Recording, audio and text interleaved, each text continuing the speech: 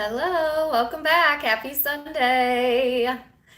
I got a new table, guys. I went from a teeny tiny table to this big old table, which you can't see at all because for some reason it only lets me go live vertically. I haven't figured out how to do it widescreen, but FYI, when I do the videos for August, which will start coming out tomorrow, it'll be widescreen. Because a lot of you preferred widescreen, but I'm also going to be able to get the cards in there now that I have an actual table. So it'll be best of both worlds for the next round where you'll be able to see me, the cards, and it will be widescreen. So thank you for your feedback. I heard all of you. Thank you for voting if you voted in the community section. But yes, finally, I got a new table. It's so big and pretty. So, hello. Hey Shaylee, right? That's a reason to celebrate.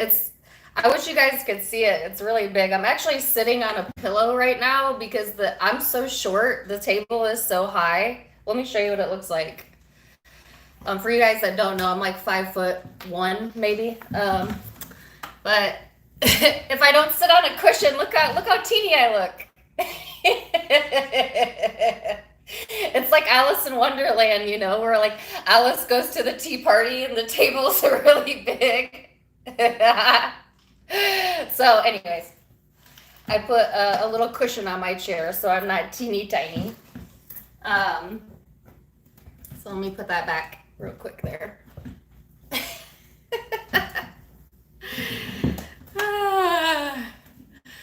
So, whoo! I'm going to let the room fill up and chat with you guys for a second while I get my cards ready. And then we're going to go, as usual, Aries through Pisces for the weekly readings. I don't know what cards I'm going to use. I'm going to kind of feel it out. I don't know. I'm actually going to shuffle them all and see which ones feel best to me. And yeah, so thank you for joining me this morning and say hey to me. I am at 96.5 thousand subscribers as of today. That's amazing. When I hit 100,000, I'm going to do a giveaway. So I've been thinking about this, right? Because law of attraction, I know that I'm going to hit my goal. I know it. So I'm already trying to plan like what I want to do for all of you when I get there. So at first I was going to give away a free private reading, but I'm like, that really only benefits one person, and I have 96,000 of you here. So my thoughts are, when I hit 100,000, I'm going to go live, and then I'm just going to pick people randomly out of the chat and do readings for you for free. So all you got to do is show up, put your question in the chat, no charge, and I'm just going to spend some time with you and read for you guys. So that's the kind of giveaway I want to give, because then I could touch multiple people and truly say thank you in the biggest way possible. So when we get there, and we will, free readings. So look out for that. All right. So no, William, you must have missed my beginning. It's when I hit 100,000. So if you want to help me hit it faster, then share. Really, word of mouth is the best way. Share me in your tarot groups and your spiritual groups and with your mama and your daddy and your brother and your sister and all that. But we'll get there. Anyways, yeah, that's what I was thinking. I think I am liking these cards. They're my simplest deck, but I'm liking these, so I think I'm going to use these today. And let me see how these feel. The energy has been a little wacky lately. I don't even know how to put it into words. I've been feeling really good, but I've also been on this path of enlightenment. I don't know how else to put it. I mean, I've been really focused on spirituality. I've been reading a lot. I've been meditating a lot. I've been walking a few miles every single day. I'm losing weight really fast, which is cool. I'm not trying to, but I've been spending time in water every single day, whether it's my sprinkler or the hot tub or a pool. I think water is very healing. I've been spending an incredible amount of time alone. Now, I know that the world has kind of opened back up in most places, but I got so used to being isolated that I like it. So while everybody else is like, oh, we got the go ahead to go back to the restaurant and the bar and all that, I'm like, nah, I'm good. Like, I'm cool meditating in my backyard in my garden. Like, I'm good on that. I don't really need all of that in my life. You know, like, I'm good cooking. I'm good in my space, and y'all can have at it. Go to the beach, do whatever you want to do, right? I'll be here in my yard. So that's kind of where I've been at, kind of introversion, but in a healthy way. So it surprised me last night when I had a panic attack at 3 a.m. because I haven't had one in so long. And now I used to get panic attacks all the time a few years ago. I have since realized that my anxiety is definitely linked to my spirit. So when I feel anxious, it's usually because there's something up or something I'm doing that I shouldn't be doing or thinking that I shouldn't be thinking. But it was just so bizarre because I went to sleep really peaceful last night. Like, I felt good and I went to sleep early for me. And then at like 3 a.m., I woke up because I was thirsty. And I noticed all the lights in my house were on, which was weird. So apparently one of my children got up and put all the lights in the house on because they get scared at night. And I couldn't fall back asleep. And then I just laid in my bed. And man, my brain went crazy. Like, I was thinking about all of the worst case scenarios and all the guilt and just like, I'm a terrible person and this is wrong and this is wrong and this is wrong. And my mind was in a spiral downward to the point where it like an hour, 2 hours goes by, I'm still awake. So it's like 5 a.m. now. I'm still awake and I'm crying. Like, it brought me to tears because I couldn't stop feeling what I was feeling, and I could not like focus my thoughts because my brain was also really exhausted. So it's hard to focus our thoughts when we're exhausted, right? And it got the best of me. Finally, I was able to soothe myself back to sleep. So I have no idea what that's about, honestly. I don't know if anybody else is feeling that type of energy, but it was really bizarre because I've been in a good space, but I don't know what that's about. So this morning I went for a walk before I went live. That's why I didn't go live as early, because I had to like get it out of my brain. I could not go live first thing this morning because I would have brought that energy to the readings and that would not have benefited anyone.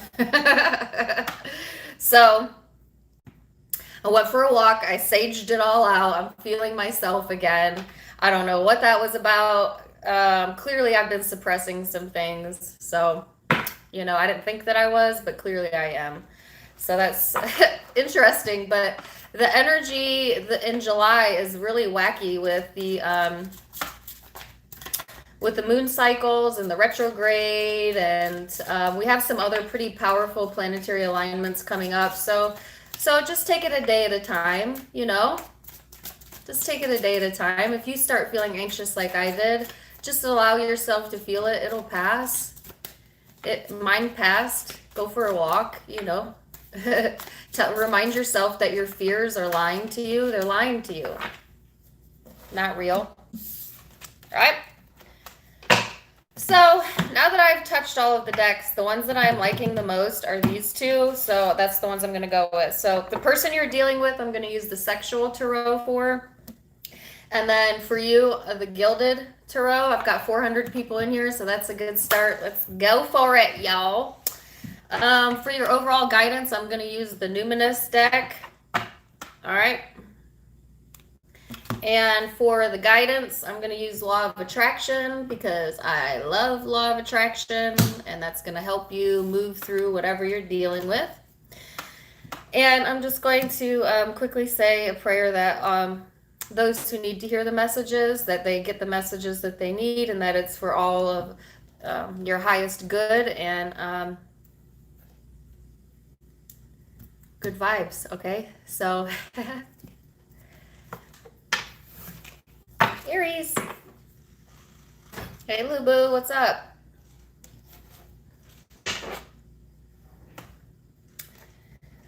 Aries. Is Carmen in here yet? I don't see her.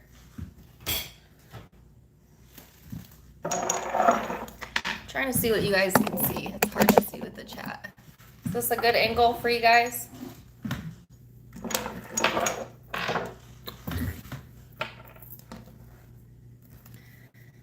All right, Aries, let's get it started.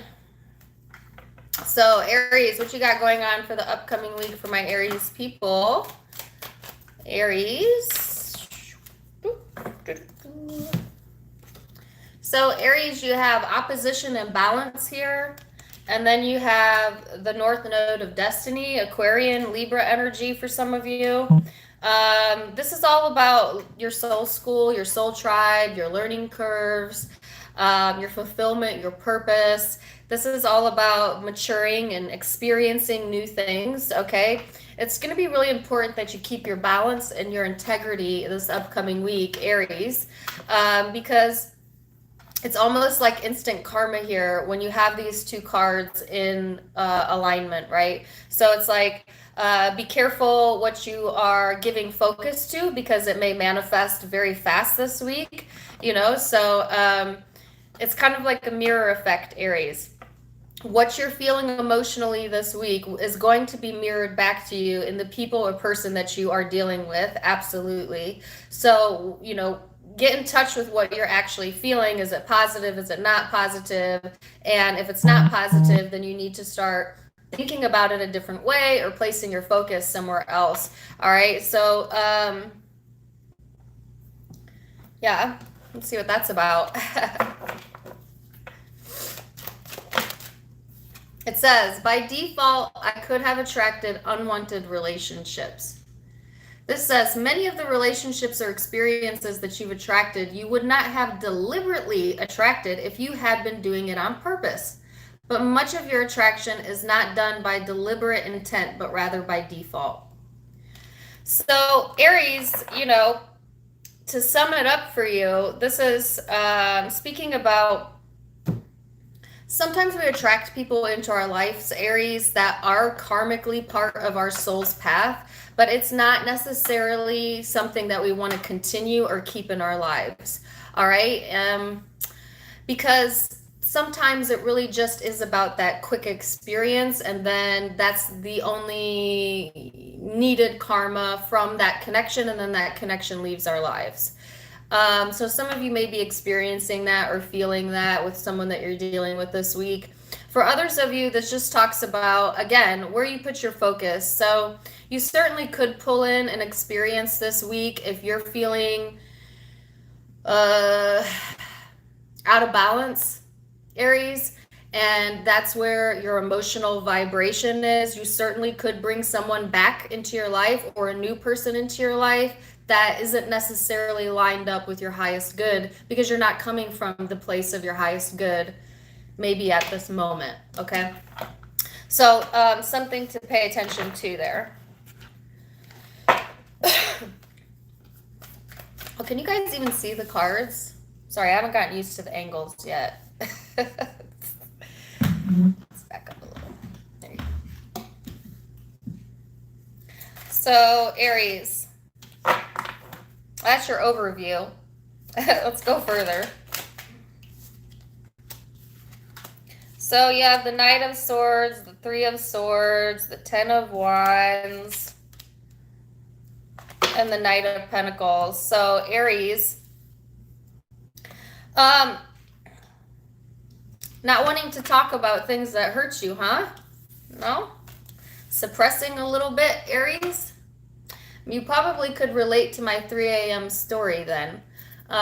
Because this may sneak up on you if you've been suppressing some feelings this week. Um, it could get heavy, you know, or if the person you're dealing with is. But there is this sense of avoiding wanting to speak about something that feels very heavy, but at the same time, it's keeping you stuck. Or a hyper focus on the things that you fear and things that feel heavy is going to get you stuck this week. So, Aries, this is like a heavy, heavy encouragement then to unload this unnecessary thought cycle that you have going on that is hurting you, so that the energy can move forward in a more organic way. All right. Because it could feel certainly like a little bit too much, you know? Like, I feel like some of you, this may even be past energy where it just got too much, and the way that you deal with it or the way that you dealt with it was to um, bury it.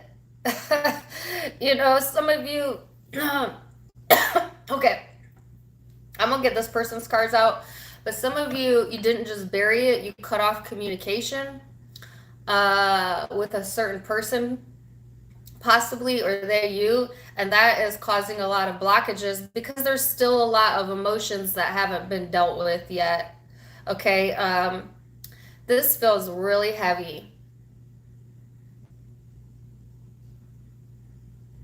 And I feel like this is old shit, right? Like, I don't feel like this is some new heartache that's coming in. I feel like this is something you've been carrying around from the past that you may not even be consciously aware that you carry it around.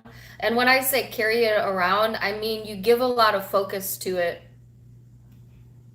which essentially keeps it in your energy, which essentially keeps it manifesting, not the situation, the feeling into the future. So maybe communicate here if you need to. Some of you may get some shocking communication this week with the Tower at the bottom here. And it kind of causes you to stop and think here for a moment.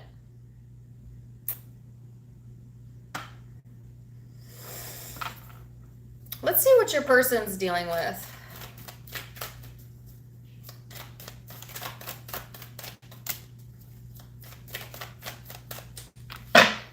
They got the World card here, Aries.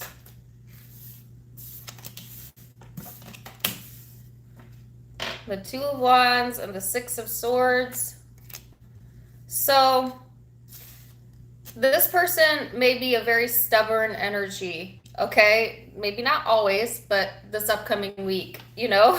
Because the World card represents a fixed energy. It could be a fixed sign, Taurus, Leo, Scorpio, Aquarius, but it doesn't have to be.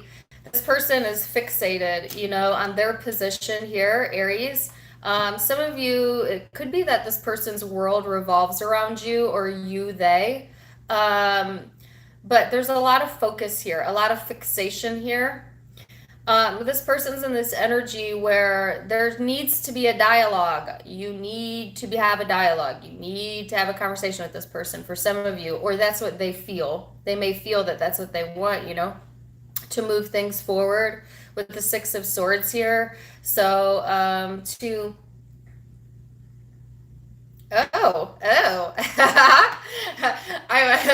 a song in my head. I wanna lay you down on a bed of roses, and tonight I'll sleep on a bed of nails.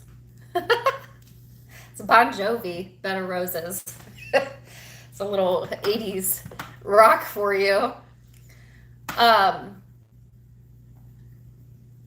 So that song is literally about someone caring for one person more than they care about themselves, which makes for a beautiful love song, but a highly codependent relationship, you know, because I think that there is someone here that cares deeply, and is willing to kind of put themselves through the ringer so that the other person can feel comfortable. And in turn, someone's suffering in silence from that. And I see you are the one suffering in silence, Aries. But it can be interchangeable, it can be vice versa. But it's like you can't put yourself in a place of pain to make someone else feel comfortable and expect that to be a healthy connection, even if it's a friendship, right? Because you get what you feel, not what you think. And if you're feeling uncomfortable or you're feeling like you have to sacrifice your happiness for this person to be happy, you are setting yourself up to self-sabotage, pretty much.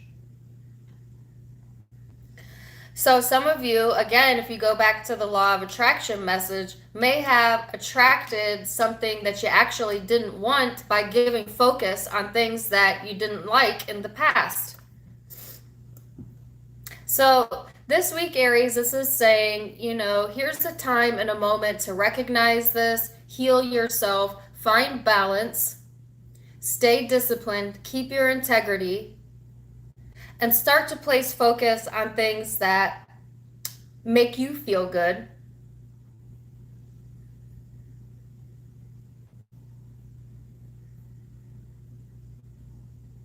Yeah.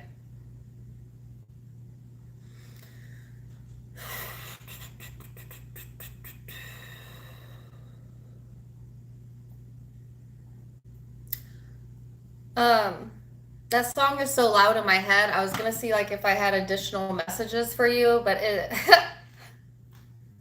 all I can hear is Bon Jovi. So maybe check that song out. See if the lyrics speak to you. All right. Yeah. So you could be dealing with a fixed sign: Taurus, Leo, Scorpio, Aquarius. Aquarius energy here, Libra energy here, Gemini, Capricorn, Virgo, another Aries, Leo, or Sag, Scorpio at the bottom. All right.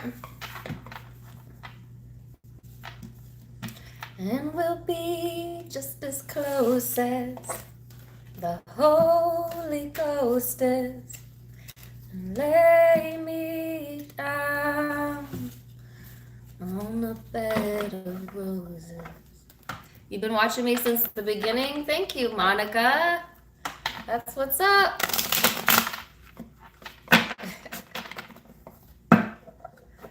Thank you. I got a lot of OGs. Hey, Andy. Andy's one of my OGs. I love that. I love that a lot of you have stuck with me for a long time. Well, I mean, I haven't been on YouTube for a long time, but since I started, so that's cool. All right, Taurus, let's see what you got. Okay, so Taurus, this song could be for you, but it could be for Aries. But I'm hearing Missy Elliott, Twerk It. If you work it, let me work it. I'm now pushing up and wet. All right, Taurus, let's see what's up with your reading. You twerking it, Taurus? What the deal? All right. Oh, fifth house of passion. Some of you are twerking it. Okay. You know. So, Taurus, this is all about performance, entertainment, passion, intimacy, love affairs, pleasure seeking, humor, romance. I love this card here. It's one of my favorites, but that may be, you know, the energy that you're in this upcoming week, Taurus, or the energy you're being encouraged to place focus towards your passions. You know, some of you, your passions may be dancing, twerking. I don't know, because that's the song that came to my mind. This Missy Elliott, and the lyric was, I like the way you work that. That may make you feel good to move your body. It doesn't have to be twerking, guys. Spirit just has a sense of humor. But, you know, get moving, get active, Move your body. Do things that feel good, because that's going to activate your creative juices, Taurus, this upcoming week, and put you in a position where you can manifest from that space, right? So, yeah, I know personally, I love to dance. I love to dance. It's really therapeutic, you know, because music is very spiritual in nature. Because what is music? Music is nothing but vibration, right? And we are vibrational beings. That's why we're so drawn to music, because it speaks to our soul. So music may be very therapeutic for you as well, Taurus. That's why I don't trust people that don't like music. I don't trust them. And I don't trust people that don't like dogs. Period. Because it's like, no. Those are two very important things. All right. So this says here, Taurus, the universal law of attraction is managing my expansion. Isn't that what I just said? It's all about expansion and coming from that creative space. So this says, Taurus, the law of attraction is universal manager of all vibrations, which expands to everything that exists through the universe. And so at the same time that the law of attraction is responding to your vibration, it also responds to the content of your inner being. So what is this saying? It's saying if you want your life to expand and you want to feel happier this upcoming week, Taurus, then get into your passions. Well, like I said, try some of the things that we just talked about, because I think that will help, all right?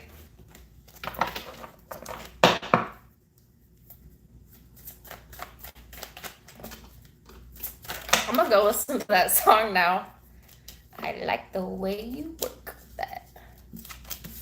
So, Taurus, you have the Wheel of Fortune, 5 of Cups, 2 of Swords, 2 of Pentacles. Okay, so Taurus, I feel like I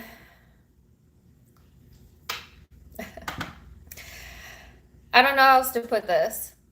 You need to let go of past regrets. What was done, okay? Look at me, Taurus. What was done was done. You cannot change the past. You should not try to change the past, because you learned what you needed to learn. And I know that you can't see that, or this upcoming week, it may be difficult to see that, because there's still uncertainty here about whether or not you made the right decision. I can see that you're going back and forth in the energy, and this energy is keeping you from expanding. It's halting you from getting connected with your passions. And so you really need to work through this energy, Taurus, by working your body. Literally moving your body, because I see, like, on an emotional space, you may be really sucked into the have-nots as opposed to the haves, or have that temptation this upcoming week, you know, and it's coming from a place of lack of clarity, or indecision for some of you, not really wanting to open up or not being able to see the truth. But the thing is, everything happens for a reason. It happened for a reason. You know, it may not have felt good, but going back and forth and toying with it in your mind and getting stuck there emotionally, that's not going to help you expand out of it. It's only going to keep creating more of that. So Taurus, is really important to break the cycle, and you're going to do that by, or some of you have already done that, because some of you are very high vibrating spiritual Tauruses. Some of you have already recognized that, right? And you've gotten out of it by getting very intense and passionate about things that make you feel playful, things that make your body feel good, you know, and you're seeing expansion from that. Some of you aren't there yet, and that's how you're going to get out of it, okay? So start with something small, like first thing in the morning, Taurus, I want you to, for the next week, pick a favorite song and listen to that song first thing in the morning. Don't pick up your phone. Don't read the news. Don't get stuck you know, where our brains like to go first thing in the morning, get into a rhythm of something that makes you feel good, and it will set the tone for the entirety of the rest of your day. And so my challenge is to take 1 week and use that as a way to try to pull yourself out of this energy, and then come back and let me know how you feel. So let's see what your person is. What's going on with your person then? All right.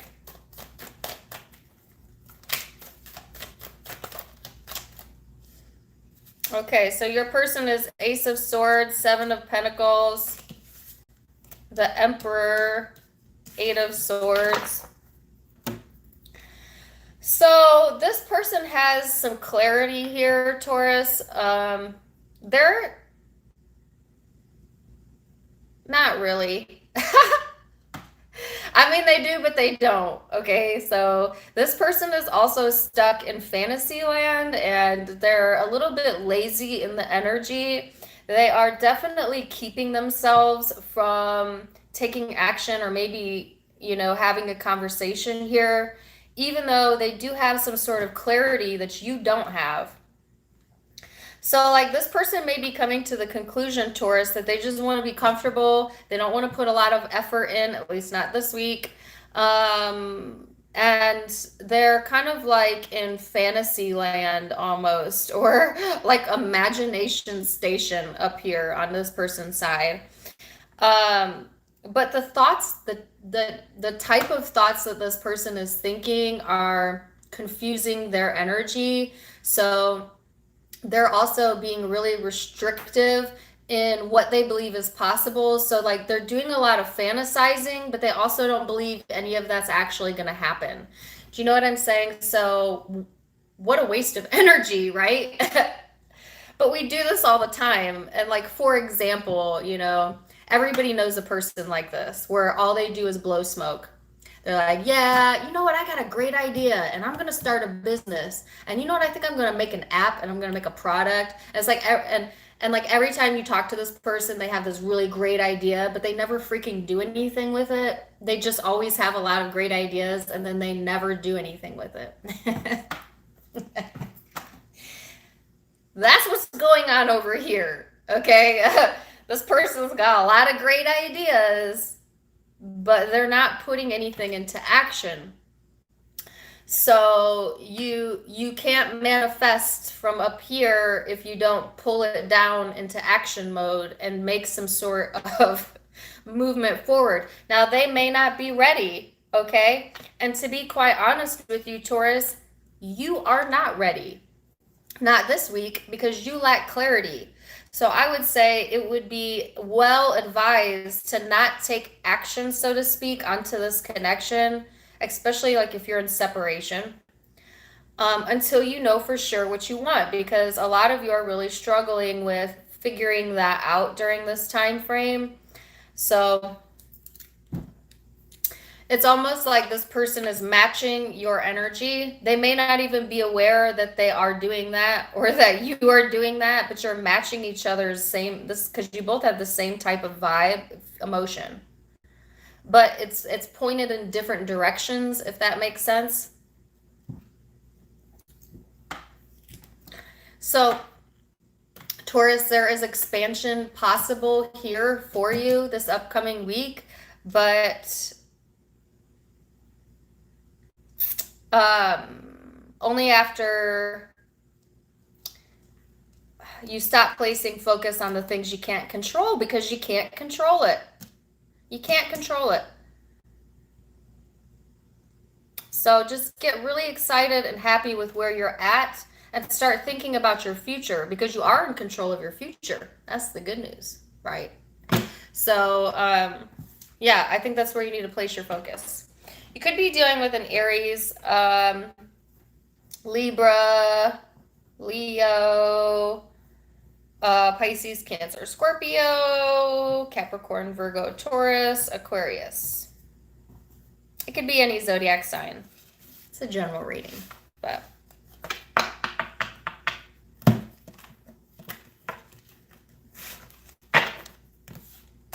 yes.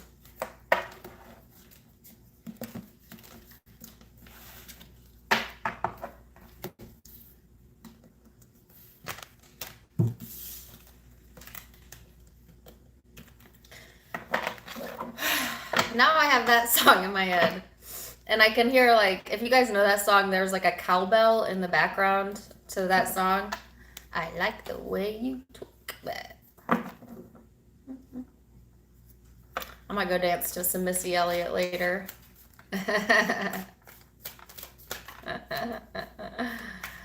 All right. Gemini. You already got a card out here, Gemini. So Gemini, this is my card of complexity. So Gemini, this is all about your, it's complex. I don't know how else to say that. It's complex. This is a bit of an irritating type of energy, I can't lie. It can be a little bit mystifying. It can be curious, yes, and it's definitely an energy where you're going to learn something about yourself or someone else, but it's complicated. You know what I'm saying? So that's what I get here. It's complicated. It's complicated. Why? Let's see. Woo. And then your this card says life is supposed to be good for me. So it says that is our strongest message to you. Life is supposed to be good for you. Do your best to find the best of the positive aspects that surround you. Look for things to appreciate even if there aren't many. Look for things to feel good about. Give your attention as best as you can to the best things that are going on. So when life gets complex, and I posted a meme about this last night, when things are out of your control, then you need to place your focus on the only thing that you do have control over, which is your response to it. And so if things get complicated this upcoming week, Gemini, this is saying, as opposed to like trying to figure it out or trying to push yourself through this energy or insert self, just step back a little bit, okay? And allow it to play out, all right? And focus your control on the way that you're reacting, because that's where your power is going to be, all right? So let's see what the complexity is all about.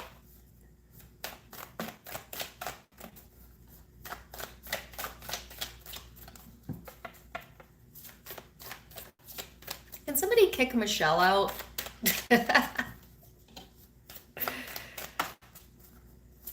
I don't know what she means by that, but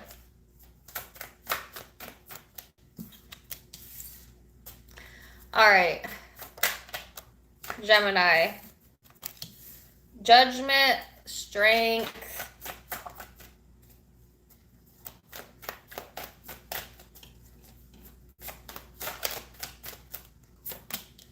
The Hierophant. Two of Wands. So you have three major arcanas in a row. Boom, boom, boom. Judgment, strength, the Hierophant, Two of Wands. And here you are at a crossroads. You have all of this powerful energy here, Gemini, just waiting for you to hone in onto it. And here you are at a crossroads. What's up with that? Hey, Carmen. Thanks for the $40. Happy to see you here.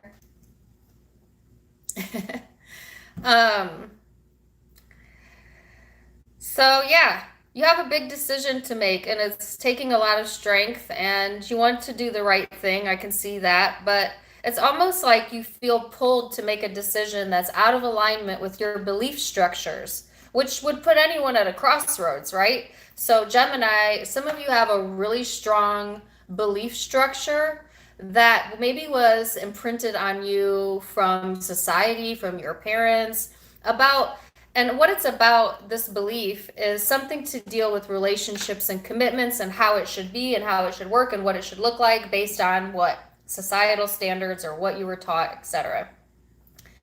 The issue is that you're having a bit of an internal struggle because what you want is out of alignment with that belief system.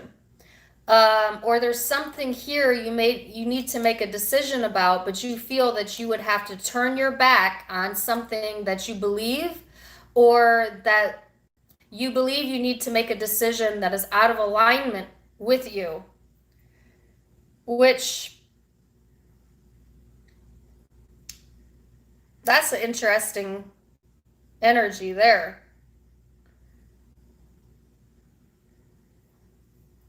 Why would you feel called to make a decision that you know is not in your highest good?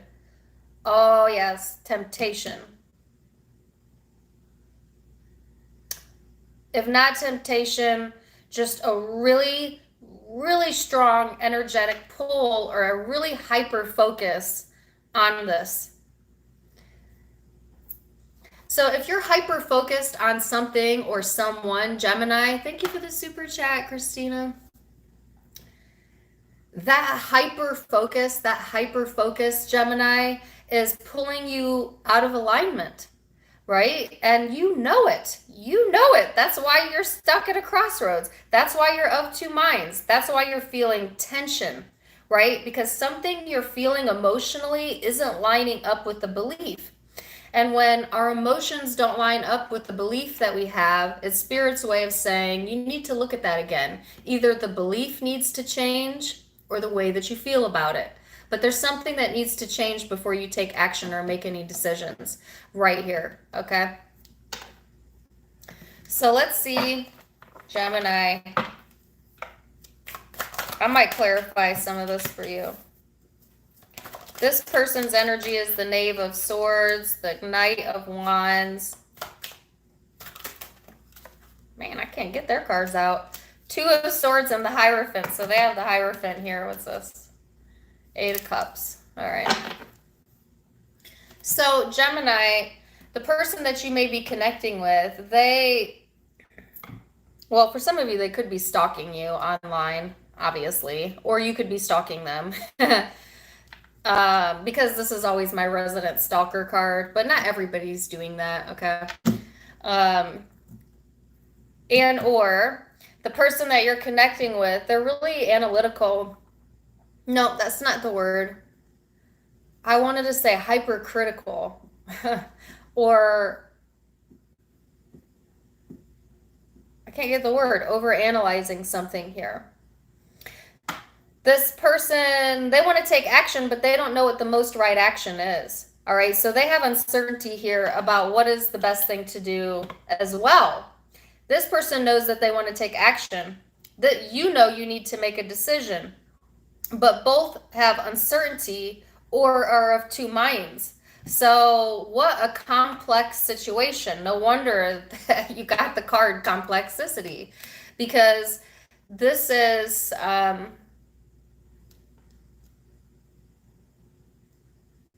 complex. So this person, they go back and forth between like walking away, not taking action versus taking action, and then they're kind of uncertain and they're kind of over skeptical and they kind of overanalyze things, but they want to do the right thing here. You want to do the right thing, but you're also of two minds, and you almost are going to turn your back on what you consider to be the right thing because you're feeling really strongly pulled to a different direction. You know, so if this is you, Gemini, the reminder is that life is supposed to feel good to you, okay? And decisions should feel good to you. And if you are making decisions that feel bad, that make you feel like conflicted, you probably need to think about it a little bit more, because where is that coming from? That means usually when we feel conflicted, it's because something that we're hyper focused on or something that our ego really, really wants is not in alignment with what our soul knows to be the best for us. So that could be what's going on. You're wanting something that you know is not in your highest good, and or this person is. But I actually see it as both of you doing that. It's complex, right? So the overall encouragement was life is supposed to feel good to you, Gemini. So does it feel good to be in this type of situation? That's your answer. How you feel is your compass. Why are you feeling that way? Think a little bit deeper into it and go towards what makes you happy. Now, some of you know what makes you happy, so let's flip it. Some of you know what makes you happy, but somebody has told you that that's not the right thing to do. Screw that, Gemini. Don't let anybody tell you what's right for you. Don't let societal standards make you do things that don't feel good to you. Don't let your parents tell you that they know better than you. I know this is controversial to say this. I don't care. Don't let your friends tell you what's good for you, because they're not living in your physical shoes. So some of you are like avoiding a temptation or something you really want because maybe it's looked down upon or not traditional or not the way other people would view it as healthy. But sometimes you just gotta ignore that and go with what you feel. You know? Because most people give advice from a well-intending place, yes, but they also give 100% biased advice. 100% bias. You want to know why? Because they're coming from their perception. They can't come from your perception. It would be impossible. So if that's what the struggle is, go with your emotion, go with your gut. You know, this week. Not in every situation, but this week, yeah. All right, so you could be dealing with Taurus, Leo, Libra, Aries, Sag, Gemini, Cancer, Pisces, Scorpio.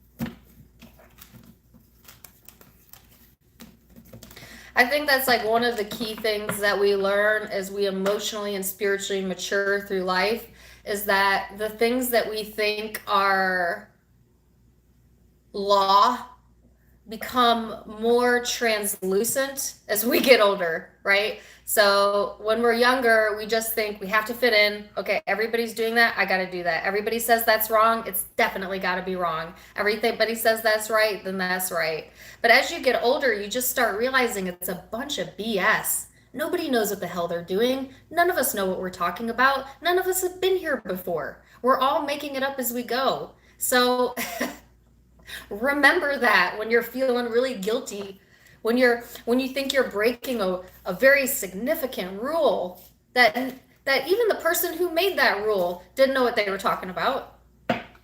You know, you realize that when you get older. You also realize your parents didn't know what they were talking about. Your teachers. It's not that they're not knowledgeable. It's just that none of us really know. We're all experiencing it for the first time. Well, we experience many lifetimes, but you get what I mean. We're all pretending like we know, and we don't know. So why get so caught up on our imaginary rules that we set forth?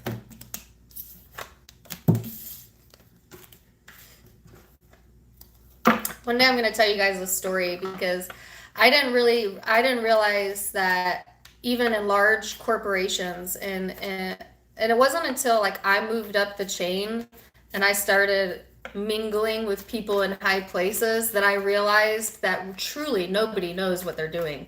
I mean, all the way up to the top of the top. I'm not kidding. And it was very eye-opening. It was very eye-opening, because you think that there's people that are smarter than you out there. And don't get me wrong, there are smart people out there.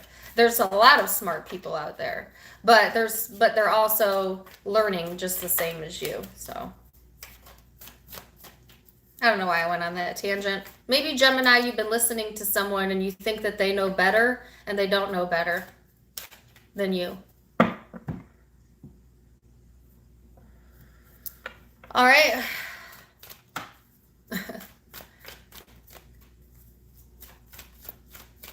Cancer.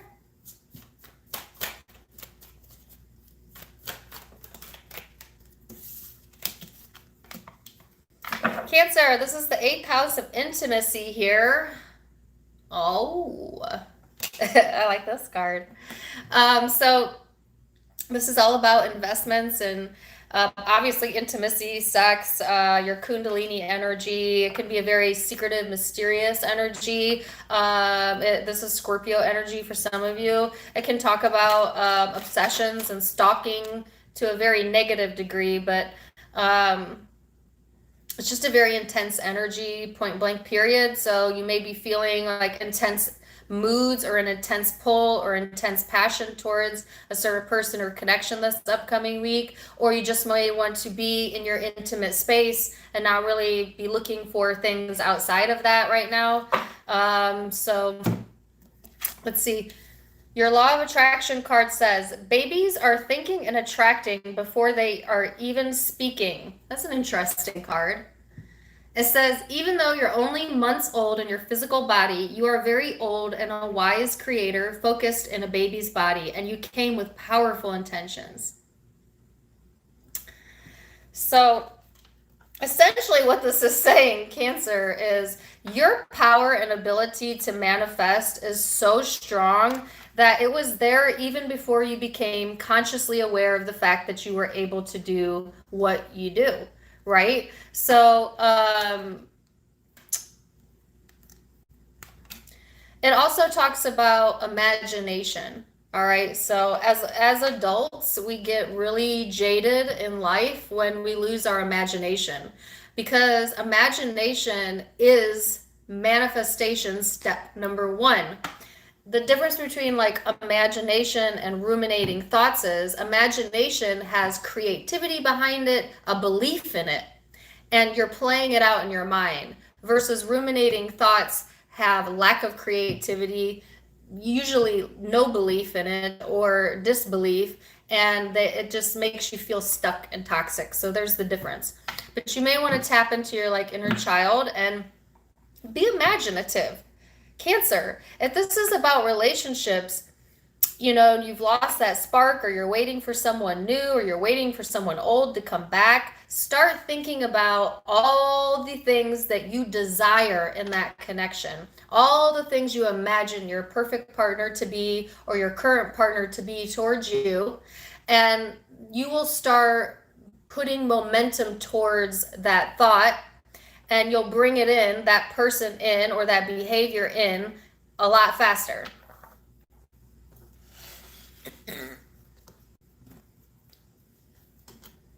So, let's see where this is headed. Oh, you already have a card, Strength card. The Eight of Wands. You had a card flip, the Moon. Okay.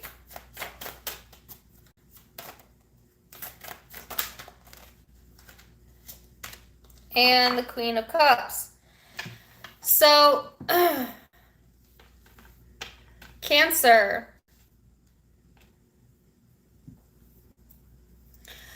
I think that some of you,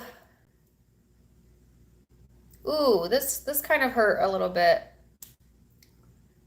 Some of you found the courage to maybe communicate or to move things forward, but it's like you got smacked down the minute you moved forward almost. So here's what the thing is. Cancer, some of you are coming from a really emotional space, right? And trying to be very emotionally strong, but at the same time, your emotions, like the way that you were feeling, was more geared towards pain and old issues and things that you had suppressed. And so some of you went to like manifest or start a conversation or a connection while you were in that feeling space, and it may not have worked out the way that you thought it would have, but you manifested exactly what you felt, and what you felt was at a loss, and so what you got is rejection or loss for some of you. And this can be in the way past. This doesn't even have to be in the now. For some of you, it is the now. But I just get that sense, especially if you're a Cancer female, that you may have really put your like emotions on the line, and it backfired is the word that I'm getting.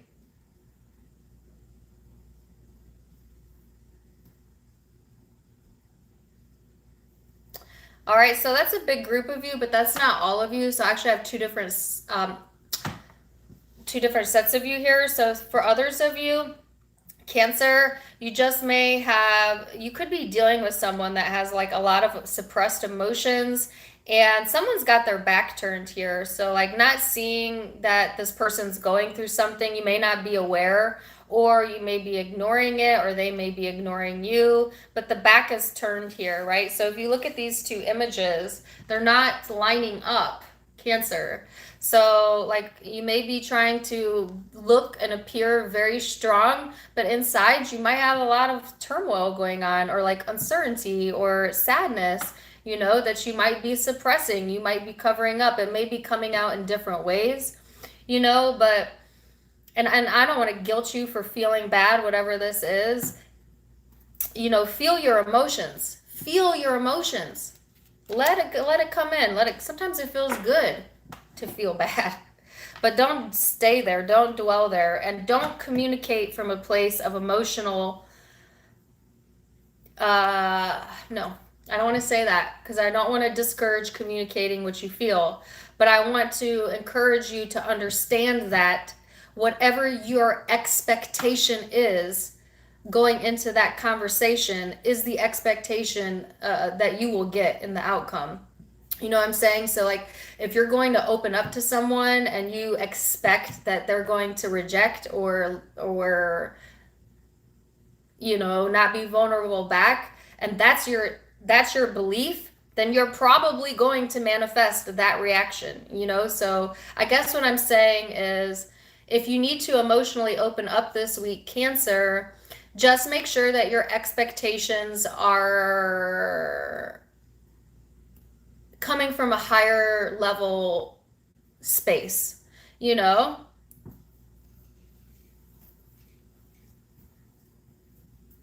Let's see what your person is feeling here.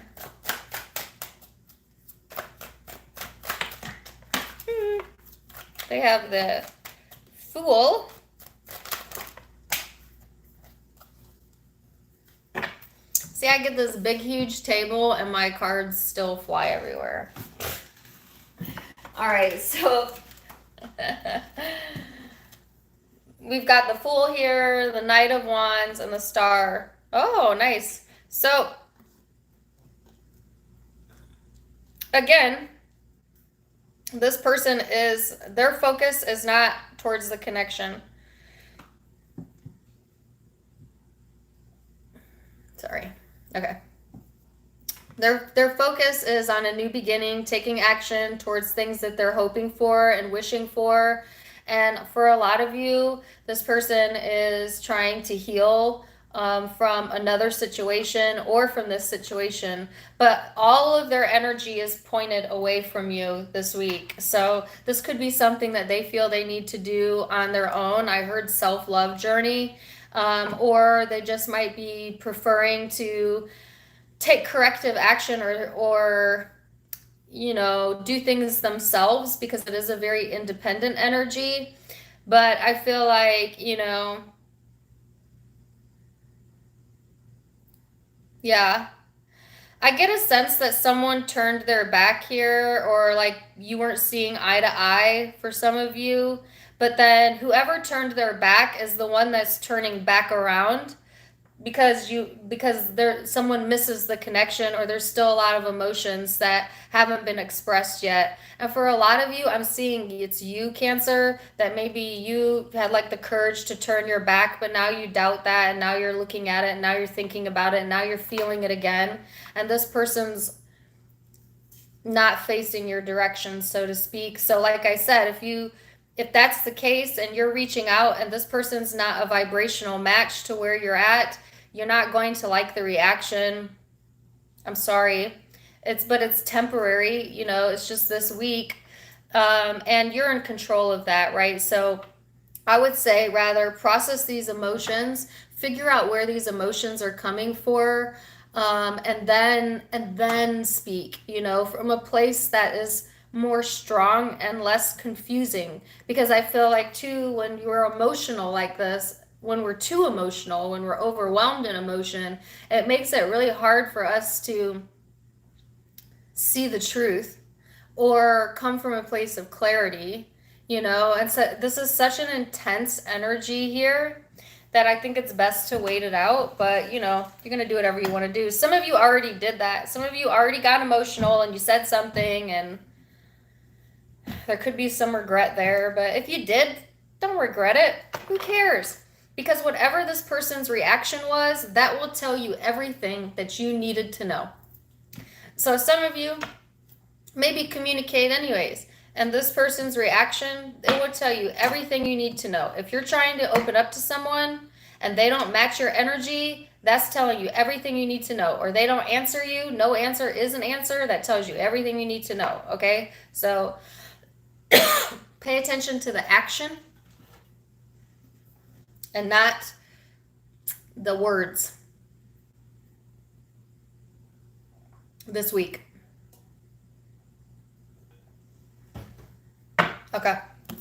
So, could be dealing with Pisces, Cancer, Scorpio, Leo, Aries, Sag, Aquarius.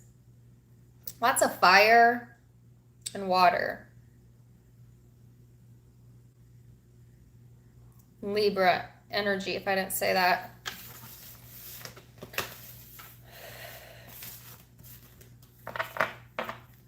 Ooh.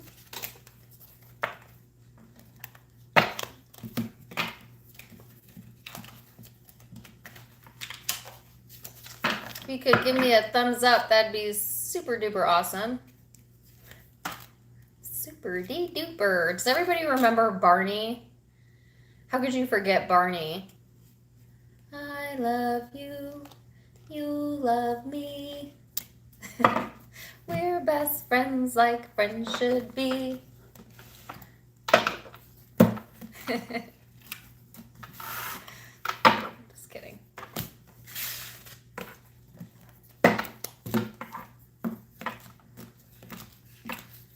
With a great big hug and a kiss from me to you. You could tell I had small children during that time. Gosh, I hated that. I hated that show so much. My kids loved it, and I was like, ugh. I don't know why. I just couldn't stand Barney.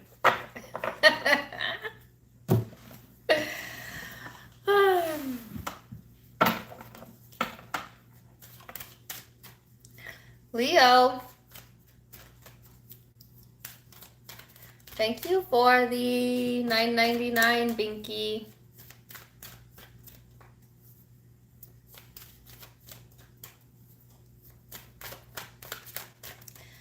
Leo.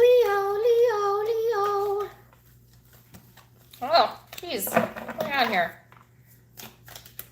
Okay, Leo, you keep wanting to get like 10 cards, and I know that you are special, but you ain't that special. So, can we get one card here? I'm just kidding. You know I love you, Leo. All right, so North Node of Destiny here. Aquarian energy for some of you. This is all about the soul school, your learning curve, your fulfillment, your purpose, maturing. Aries also had this card. Could be dealing with Aries, but this is all about blossoming into who you really are and kind of going through what you needed to go through to get there, I feel, Leo, because this is all about becoming. So it's not necessarily that like we're always on the journey of life, but this is more focused not so much on where you're headed, but who you've become along the way. So interesting message. And it also talks about destiny. Let's see what this is about. So this says, I must focus on the wanted to manifest the wanted. So it says, if every time you see something unwanted, you realize that in that same amount, your awareness of something wanted is keener, and you quickly turn your attention to the direction of the newly emphasized wanted, everything in your experience will continue to improve. What this basically says, Leo, it's a term called catching your thoughts. All right, it's the difference between what would be considered like sleepwalking through life versus consciously creating, right? So in the spiritual community, when you hear the terms sleepwalker or you hear the term awake, what they're referring to is, Are you aware that you're consciously creating your life or not? Now, as a human race, we're getting better at understanding that we are responsible for our own lives and that we are creating them. But I would say a good 70% of the world is still sleepwalking. They don't understand the correlation between how they feel and what they get and what they attract. They don't understand that if they walk around expecting the worst, they're going to get the worst.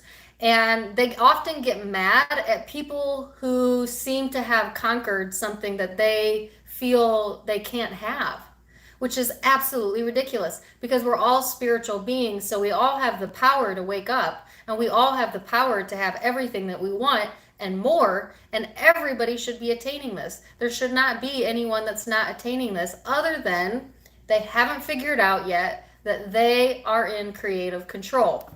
They think that they were born into this and they just got to put up with it. You know, that's how they see life. That's a good majority of people. And then they wonder why their lives don't turn out the way that they dreamed. Well, because you think that you're just putting up with life. You don't think that you're creating it. So you get a life that you put up with. You get what you want. You say, I just got to put up with it. Okay. Well, now you have a life that you have to put up with. How does that feel? Maybe change your thoughts. So some of you are in the 30% that have woken up. And everything I'm saying to you, you're like, yep, already know it. Awesome. And you're ahead of the curve. Some of you are in the 70% and you get it, but you don't really get it, or you don't get it at all. But if you're here today, you're likely in the 30%. But for those of you who aren't there yet, the quickest way to get confirmation of a manifestation is to put your focus on something with pure positive intent and feel good about it and then watch it come to you. So maybe play a little trick on the universe this week.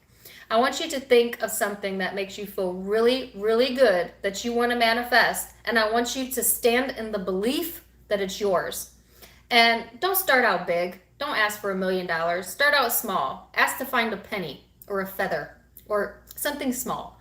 And watch it manifest. And then when you see it manifest, get really excited because that's the beginning and you could do so much more.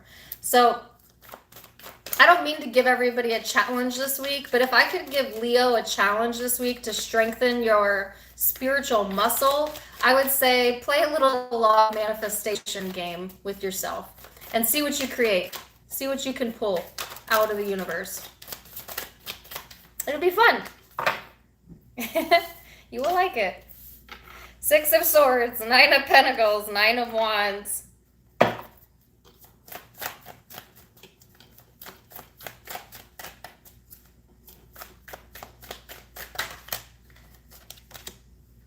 Page of Wands. So, Leo, first of all, lots of independent energy here, especially if you're a female. You might be wanting to be more self-sufficient than you have been in the past, but can be male or female. Woo! Some of you are in this really emotional space, and I see that you are moving away from that into a more self-sufficient, independent energy. This is kind of letting your guard down or being encouraged to just kind of let it go. Some of you were really battling with something or someone, but I think you're at this point where it's just easier to just let it be what it is. And yeah, you know, not carry that around with you anymore, Leo, because it's dragging you down. So I feel like this week, you know, if you're presented a challenge, your best answer or your most likely answer is going to be like, just leave me out of it. Like, don't come to me with your conflict, or, you know, like, you don't want to fight. You don't want to challenge. You won't even participate in it, or you're being encouraged not to. But there is this spark here, this new creative idea here, okay? And this is what I was talking about, you know, it's very small right now, but it's going to turn into something very big as long as you continue to give focus to what you want the outcome to be and you believe it. So I do feel like you're kind of like in this space of getting really self-empowered and getting to a space where you're ready for new things and not really wanting to battle for things that feel difficult, because you moved away from that energy. And it's like a new spark here, honestly. Some of you, it's just like, it's funny. I heard, yeah, you're right. So, like, somebody may be coming to you, like, wanting a fight, or maybe not even a fight, but they just are like, I get nagging energy, and like, your response is going to be like, oh, okay, you're right. Not because you really think they're right, but because you don't care, or because you don't want to engage them in the battle, right? Or at least that's your advice. Like, so if somebody comes to you with challenges or conflicts this week, your advice is to just be like, yeah, you're right. Okay, bye. That kind of energy. You don't have the strength for it, really, or you don't have the care or the desire to go toe to toe. Not this week.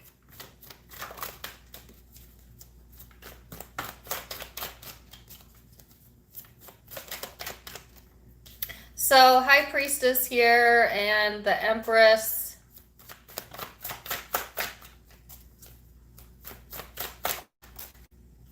And the Strength card. Well, this is your energy, Leo, on this person's side. So you're all up in their energy, which means that either they're feeling for you or thinking about you, or you're over here. So you're important to this person that you're connecting with this week. This person's energy is they're trying to be patient, okay, Leo? They really are, and they're trying to be more nurturing towards either themselves or the connection. It's taking a lot of strength for them to be patient, though. I feel like this person's trying to do the right thing, but it's a bit of a struggle here. But overall, I mean, they are staying balanced, though. The High Priestess is saying this person, they have they have an intuitive sense about them, Leo. They may feel intuitively connected with you or telepathically connected with you. So like, this person may see that you're going into this very self-sufficient energy, not really wanting to fight, and they may be picking up on that intuitively, and so that's why they're trying to be patient over here. Or more nurturing of themselves, especially if your focus is on yourself. Well, naturally, they're going to put their focus on themselves, right? Um, but I do feel there is, like, either this person's an intuit or very spiritual person, or you have a spiritual component to the connection here, where there is like an intuitive knowing. Yeah, that's what it is. Whether it's on your side or their side or both. Okay. But I do feel like this person's trying to be strong, and they're trying to be softer in their energy. Yes. For a few of you, this person might be keeping some secrets, though. Okay.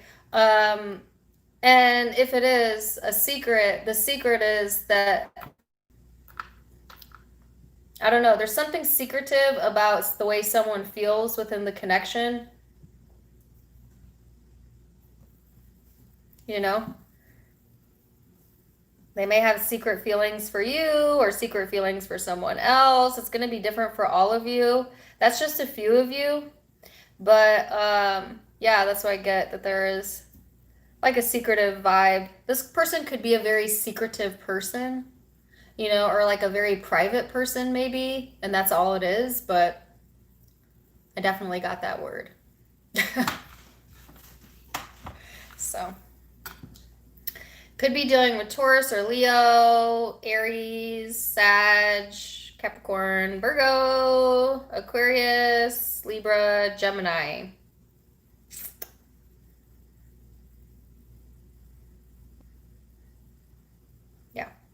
Scorpio.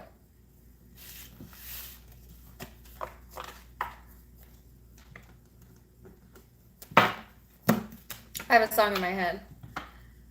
I'm alive and I'm waiting, waiting. I'm alive and I'm waiting for you. Right here, right now. There is no other place I'd rather be. I don't even know who sings that song. Right here, right now. Somebody's waiting on someone, Leo. That could just be for one person, but go look that song up. Who sings that? I don't know who sings it. Jesus Jones. Oh, really? It's from the 90s. I've never even heard of this guy, but that's the song that was playing in my head. I remember hearing it on the radio when I was little. Get some crazy songs today. It's funny.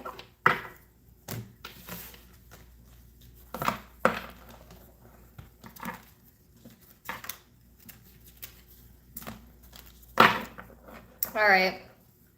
Virgo. It is time for you, Virgo, my baby. You know what I noticed? So I've been doing these readings. Well, I've been doing readings forever. Years. Way before I ever came onto YouTube.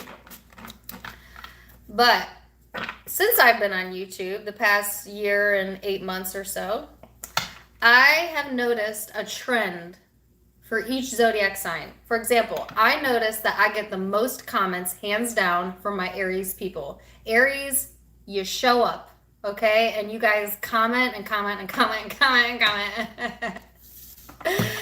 comment.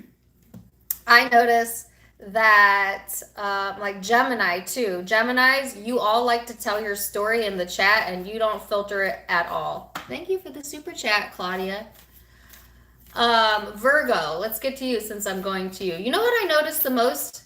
Almost all my Virgo comments are about my appearance, like my hair in particular, or what I'm wearing.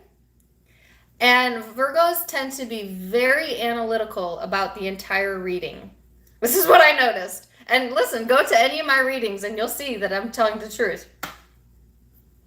Like Virgo, you're so, and I mean this with love, but you're so, what's the word? Detail oriented. Yes. If a picture is crooked in the background or a hair is out of place, my Virgo people, y'all notice. Y'all notice everything. Yeah, hyper attention to detail. That's what it is. But yeah, I get the most comments about my looks on my Virgo reading, which it's so interesting. And Libra readings as well. My Libras pay hyper focused attention to what I'm wearing in particular and the colors that I'm wearing. I noticed that. Isn't that crazy? See, when you do it for a long time, you notice how people behave in each zodiac sign. But so I think that's why Virgos make really good stylists. I think that's why they have such a good fashion sense for most of them, or they're good like with practical things and numbers, and they notice fine details that nobody else would notice, you know?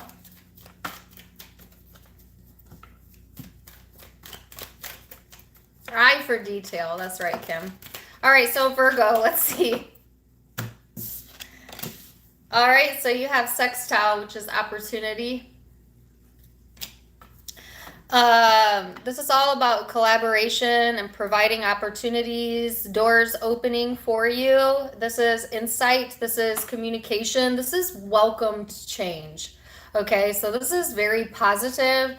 Virgo, your last weekly reading was very positive and your mid-July reading was very positive. So I really like the way things are transforming for you.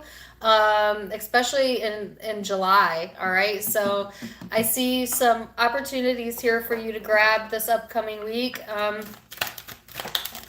Let's see what that's about.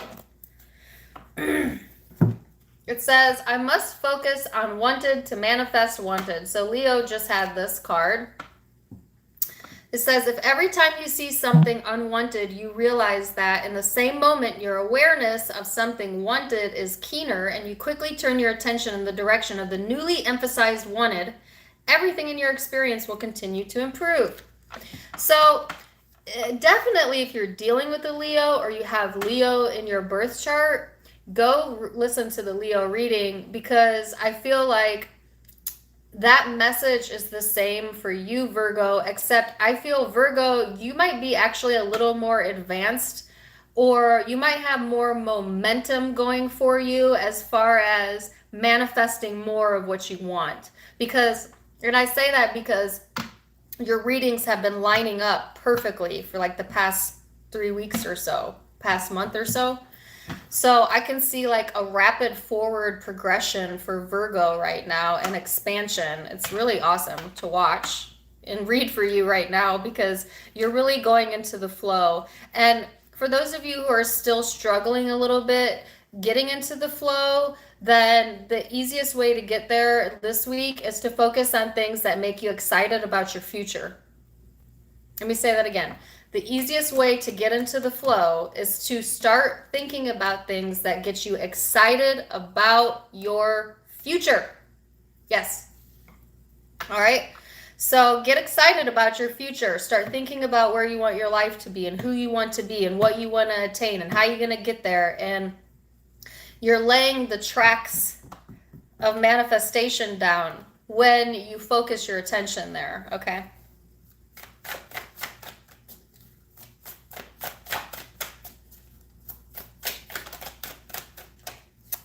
So, Virgo.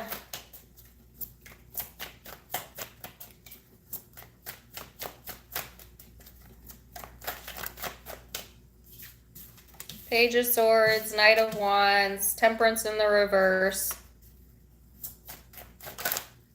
Watch your moods. Six of Cups. All right, so I immediately had to say, watch your mood. Watch your mood, watch your moods, watch your moods.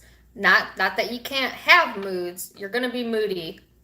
It's kind of unavoidable this week. A little bit. But maintain control over it, Virgo, and all will be well. Emotional control is key to manifestation, because if you can't control those emotions, you're going to be all over the freaking map, right? So a lot of you have been learning that emotional control is absolutely important if you want to feel empowered. But old habits die hard. So some of you might get sucked into the past and kind of lose your balance a little bit, and or you could have somebody around you that's like really freaking moody this week and it just throws you off. And because it throws you off, you get mad at this person, like, damn you, I was in a good space and you're ruining it, you know? But don't get mad. Don't get mad. Just know that if it's another person, they don't have the power to change your mood. I know it feels that someone else could have the power to change your mood, but they don't, unless you give them the permission to, unless you give that power to them. So remember, this will be really important to remember this week, Virgo, that you are in control of your emotions. And if you have somebody around you that's really moody and like it's really pushing like some trigger points, or like it's like bringing up old past bullshit, then just remember that you don't have to have a reaction. You know, take the lessons from the past, apply it to the future, right? For others of you, it's just like being really analytical about what the next correct action is and getting a little impatient. I think you're getting a little impatient. So some of you have something that that you want or that you're ready to launch or take action on, but maybe like the timing hasn't lined up right, or like, or intuitively this is coming for you. Like some of you are sitting in this knowing. You're just like, I just know that door is going to open. I just know this is coming for me. And you're correct. You are correct. But at the same time, you're getting impatient because maybe it's not coming to fruition because it's not time yet. And that impatience will throw you backwards. So, or that, I shouldn't say throw you backwards, but it'll slow momentum forward. That's a better way to say it, because we can never go backwards. We can only go forwards. But, so like caution with that, right? Caution about getting impatient, about wanting to see results like that, caution about, like judging others for some of you, or over analyzing self or judging yourself, yeah.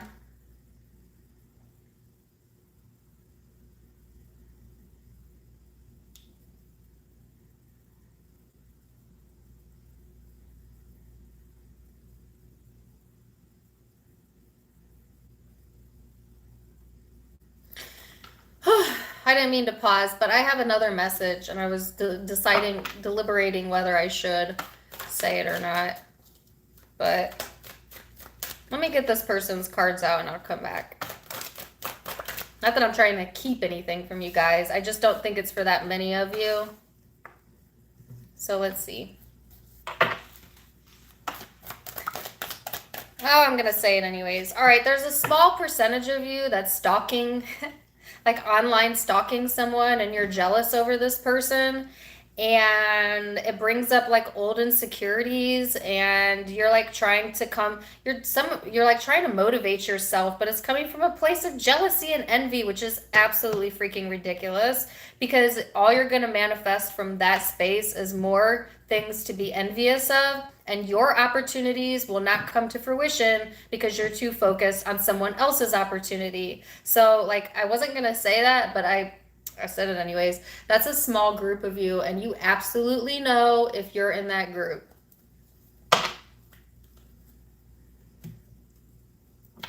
All right.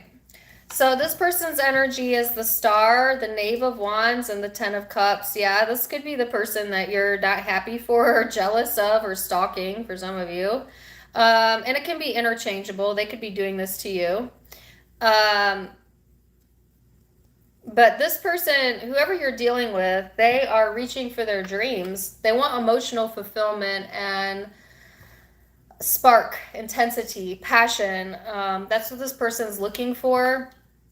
They are looking for things that, oh, really? Oh, okay. I have the song read. Things that make you go, Man, why am I getting so many 90s songs? Things that make you go, yeah. They're looking for things that make them go, So they're looking for things that feel good, taste good, look good. It's a bit of an overindulgent vibe almost, but at the same time, I think this person's intentions are pure. I don't want to say pure. No, maybe. Nah, I don't want to say that word. I feel like their intention is mostly on themselves, and to focus on what emotionally satisfies themselves and things that make them go, and that could be you, it could not be you. If it's not with you, I do feel an amount of jealousy here. Like if this person's giving attention elsewhere or getting attention elsewhere, or vice versa, they could be jealous of you. But if it's with you, because some of you have this person like in your everyday life, then yeah, you're still kind of analyzing it, because I feel like some of you think it's bullshit. Like I feel like maybe someone's doing really good and you're like, they cannot be doing that good, or like, come on, Virgo, you have the potential to be really hypercritical when you're not feeling good about yourself. All Virgos do it. It's fine. It's fine. All of us do it to some degree or another, but like this person could be feeling good and doing good, and you're like, bullshit. But if that is you, careful with that, Virgo, because essentially when you can't be happy for someone that's doing well, that implies that you believe that they have something that you don't. And that's not true, because you have everything plus some, plus more, plus opportunities, plus the ability to take action, plus you've come all this way and you're in alignment. So why would you insert that doubt? Why would you insert that? Don't do that, Virgo. But, for others of you, like this person is hoping for emotional fulfillment, hope, and healing within the connection. But you might be getting a little impatient with the situation here, okay? This week. So, Virgo, the encouragement is to focus on to what you want, to continue to imagine your future, and to place your focus on creating the future and not dwelling in the past. Okay. So it could be dealing with Aquarius, Sagittarius, Gemini, Libra, Aries, Leo, Sag, Cancer, Pisces, Scorpio. I have basically all of the zodiac signs out.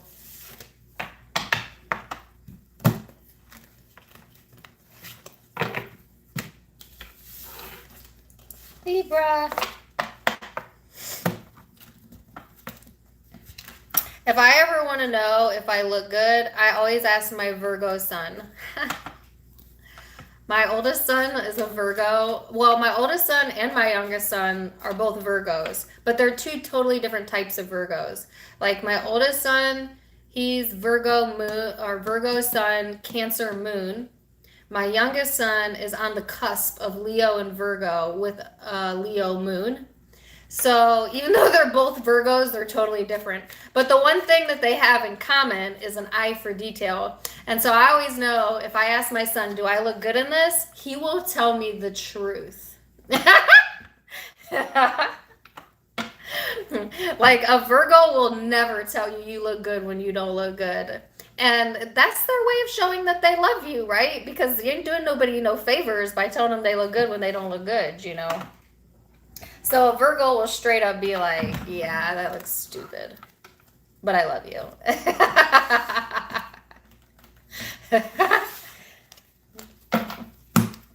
Tell it like it is. Yeah.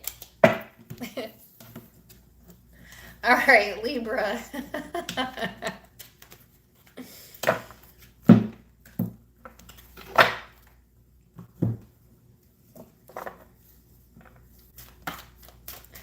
Libra. Give me a thumbs up if you're in here. Libra.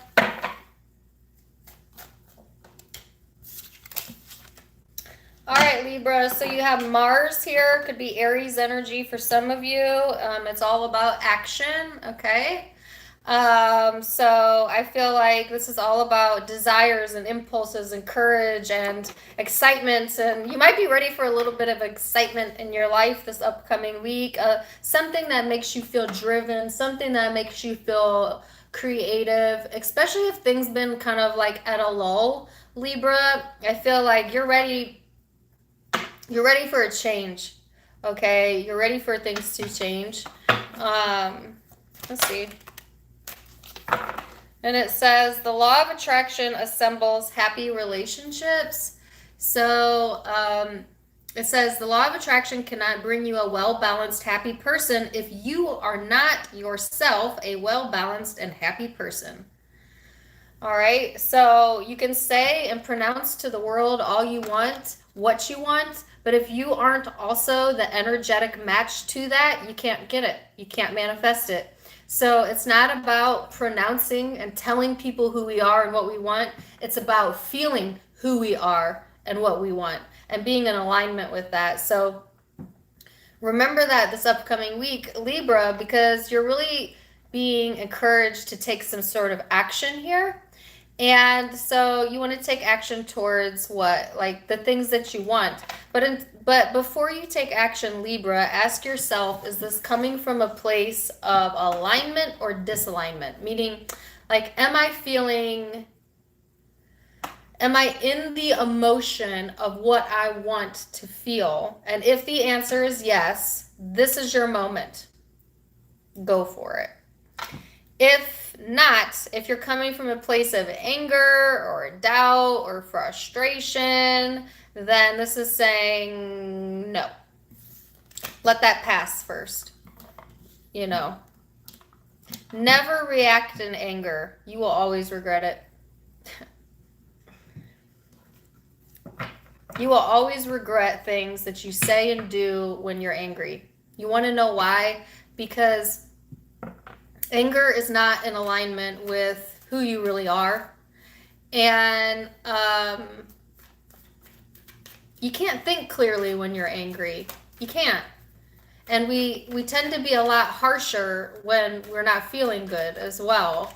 Harsher than we would normally be. So just keep that in the back of your mind, you know, if you get pissed off this week. But for most of you, I'm actually seeing this as more of a positive thing, you know, more of like an action-oriented vibe than anger, but it could be either or, because there's always two sides to every energetic coin. So let's see, Seven of Swords.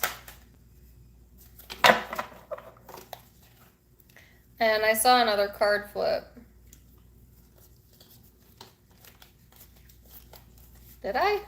Okay. Thought I saw the High Priestess, but let's see.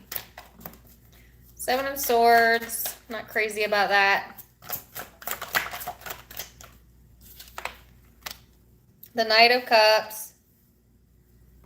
The Four of Wands. Oh, King of Cups, Three of Swords. Okay, now I get it. Ace of Cups, Nine of Wands. Okay, so Libra. I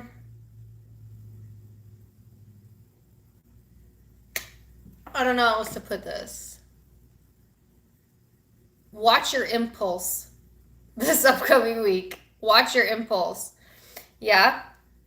All right. So you may impulsively open yourself up to someone that's been deceitful to you, that has hurt you. And maybe they're opening up to you. Maybe you're opening up to them. It could be vice versa. But it brings with it a heavy punch.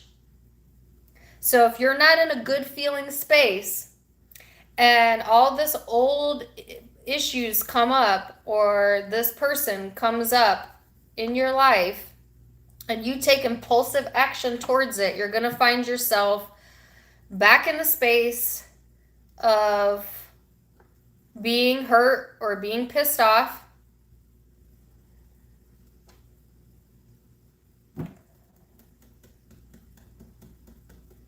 So like heavy caution.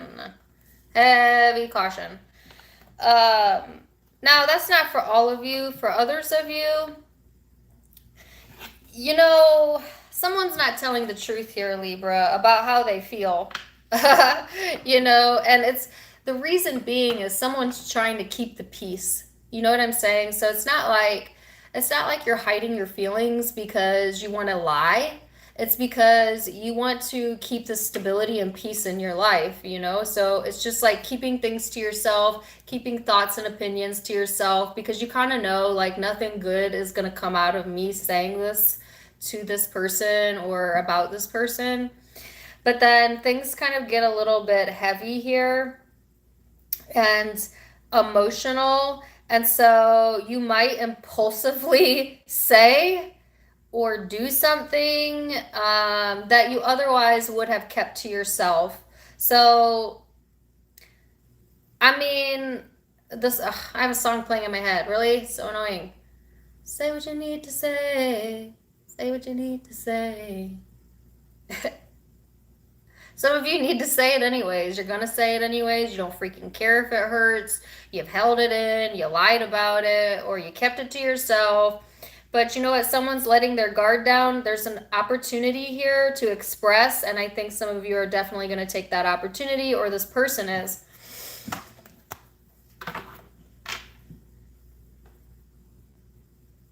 You just gonna let, you know, somebody lets their guard down just for a moment. And all of this emotion comes through.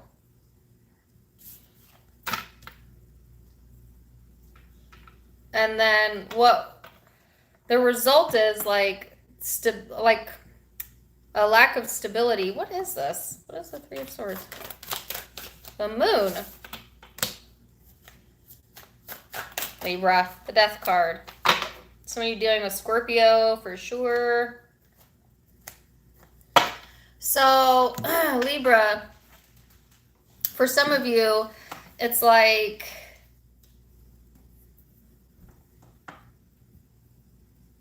yeah, old hurt being brought up. Old hurt being brought up. That could be from a past person that you had an ending with that maybe even was a third party for some of you, or there was heartache involved, and it may have affected you, your stability, or your family for some of you. And this person may be showing back up. You know, they may have been watching and spying and stalking, or you may have been, and it just brings up all these old wounds, you know.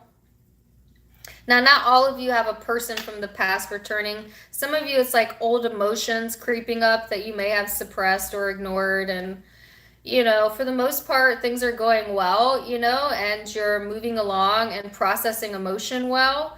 But it's still here to some degree, and there needs to be a change, or yeah, a change in the situation for things to move forward. And you're ready for change. That's the thing. You're ready. You on ready, Libra. You are ready. You are ready. Letty. You are ready. For what? For change. For something worth freaking fighting for, or, you know, you're getting impatient. Waiting on the world to change. All right, let's see what this person's energy is. I'm getting frustrated here for you now. All right, Three of Wands, the Hierophant, the Knave of Wands. So whoever it is that you're dealing with, Libra, they want all this momentum forward and like a re-spark. At the same time, commitment. So if this is intimate, I feel like this person is looking for movement forward within the commitment and relationship, and like a re-spark, right? I get a lot of fire energy. So this person it may be that this person's the impulsive one here, Libra. And they may impulsively do something and then kind of get in their own way here.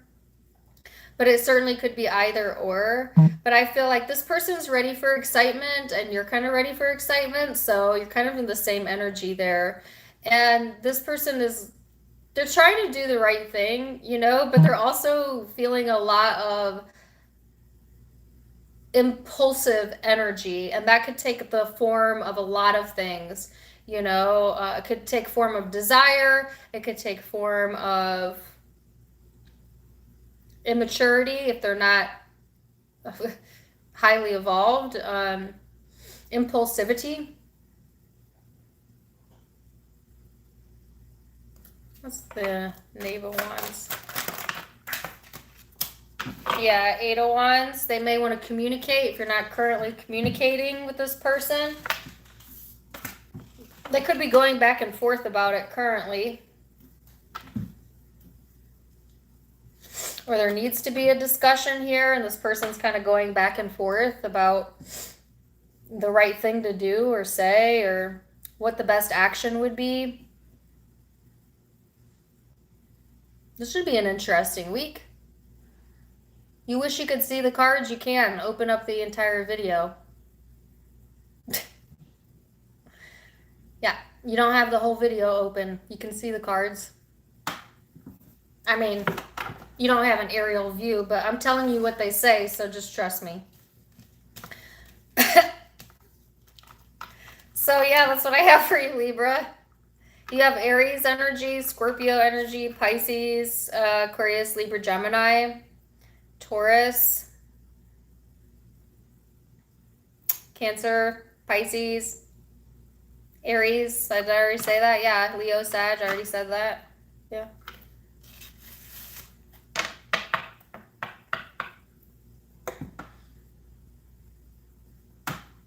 Hey, Badur. Yeah, I'm not doing personal readings right now. Yeah, you got to open the full screen to see the cards. Although, can I ask a question? And I don't mean this to be negative. If we could just stop for a second. Can I ask a question? Because I don't really understand this. What is the obsession with seeing the cards? Because I don't even really care about the cards that much. These are just focal points, but none of the messages are coming from these cards, and they're all coming from my spirit guide and my soul. So why the hyper focus on seeing the cards? I don't understand that. And I get that comment a lot. I'd love to see the cards. Well, if you're coming here to listen to me tell you intuitively what I'm being told, why do you want to see the cards so bad? That's an honest question. Like, seriously, no. That's an honest question. I would like people to fill me in as to why that's so important. Because if it's all about the cards, you could buy a deck of cards and lay them out and read them for yourself, you know?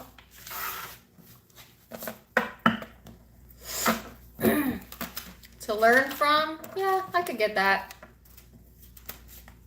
Don't be afraid to tell me why you like reading them. Or because I'm fine with you guys wanting to see them. I'm just curious as to why it matters. Like when I watch tarot readings, I don't even actually watch the video. I just put my headphones in and I listen to it, and I don't even look at the video at all. So to me, it's not important, but visually pleasing. Okay. Oh, I don't take it as an insult.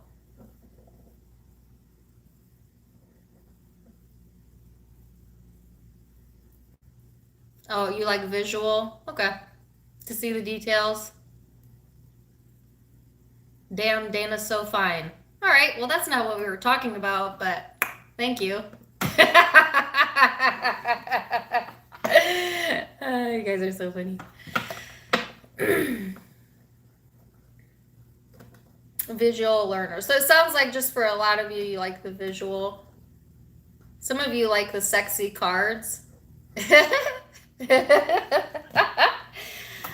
Okay, whatever. Thank you for letting me know. I appreciate it. I've just always been curious about that. Listen, I didn't go out and get this big new beautiful table not to show y'all the cards. So I promise you're going to see the cards in all the readings moving forward. I was just curious why it's such a big deal. All right. You know if it's scripted or not. How could I possibly script this? It would be impossible. What would be the point of doing a scripted reading? Like, you think I have like a teleprompter somewhere in here and I'm reading? Like, I'm not that important to have a script. So you need to see the cards to make sure my message is legit. If it resonates, is it not for you? Somebody said that in one of my comments. It was a long, long time ago. I like looked off camera for a second because there was a bird or something, and they wrote me this big long paragraph that they caught me reading a teleprompter, and I'm like, are you freaking kidding me? I'll show you my whole room. There are no papers, teleprompters, scripting going on here.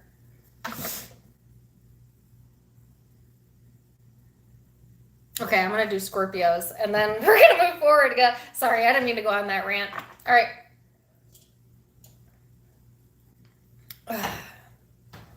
Scorpio.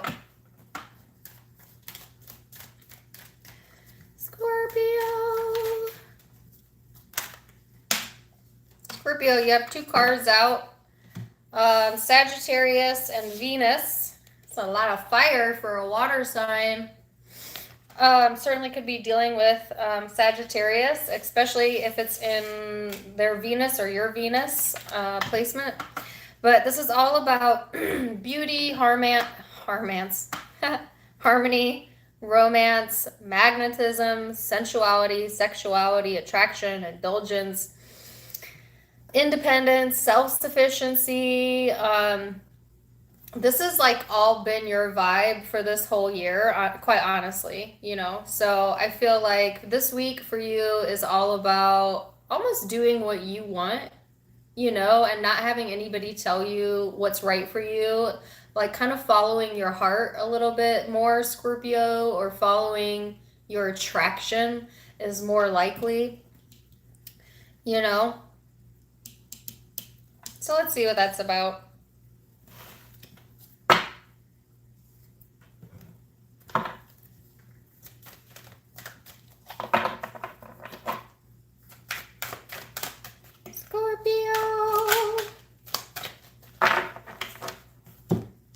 So this says, I can stop attracting don't wants by attention to do wants. It says, the only way to stop attracting something that you don't want is by giving your attention to something that you do want. But you have to take small steps in it. So some of you Scorpios have been there's that word attraction again. Some of you have been attracting to you outcomes, behaviors, circumstances that you don't really want. And you haven't been really sure why that's been happening. But it's because your expectation was exactly what you got. So some of you set, you know what you want, but you also expect that you can't have it, or that something will go wrong with it, or it's not to be trusted. And because of that, you literally manifested something that you didn't want, an outcome you didn't want, a person, a circumstance, etc. That's past energy, I feel, for a lot of you, because this energy, this upcoming week, is more geared towards what you want. So Scorpio, you've learned your lesson, right? As to where to place your emotions and your thoughts, and this towards things you love, you know, and things that you're naturally attracted to, and kind of going towards pleasure and putting your attention and your focus on pleasure is actually going to help manifest things for you this upcoming week. So yeah. And you had a good reading last week as well, I thought. So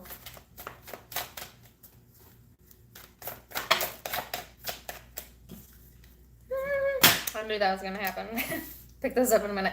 All right, Two of Wands, Two of Pentacles.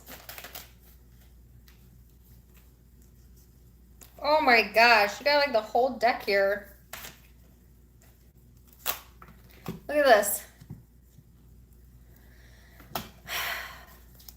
Usually I would not read all of these, but I will do.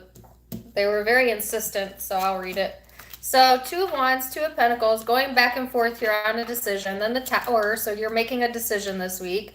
Then the Six of Wands, and what's your decision? Your decision is to go towards things you're attracted to. And why are you doing that? Because spiritually you know that that's what you need to do. And Ten of Pentacles is saying the foundation is set, the timing is here. But the Queen of Cups is saying you might get in your own way because you're a little bit emotionally unstable still, Scorpio, as far as like still expecting the worst. Some of you are really having a hard time letting that go. Like feeling like if you're vulnerable or you show emotion that it will just ruin everything. And that thought actually manifests that as a reality for you. But I feel like there is this fired up energy here and you have clarity.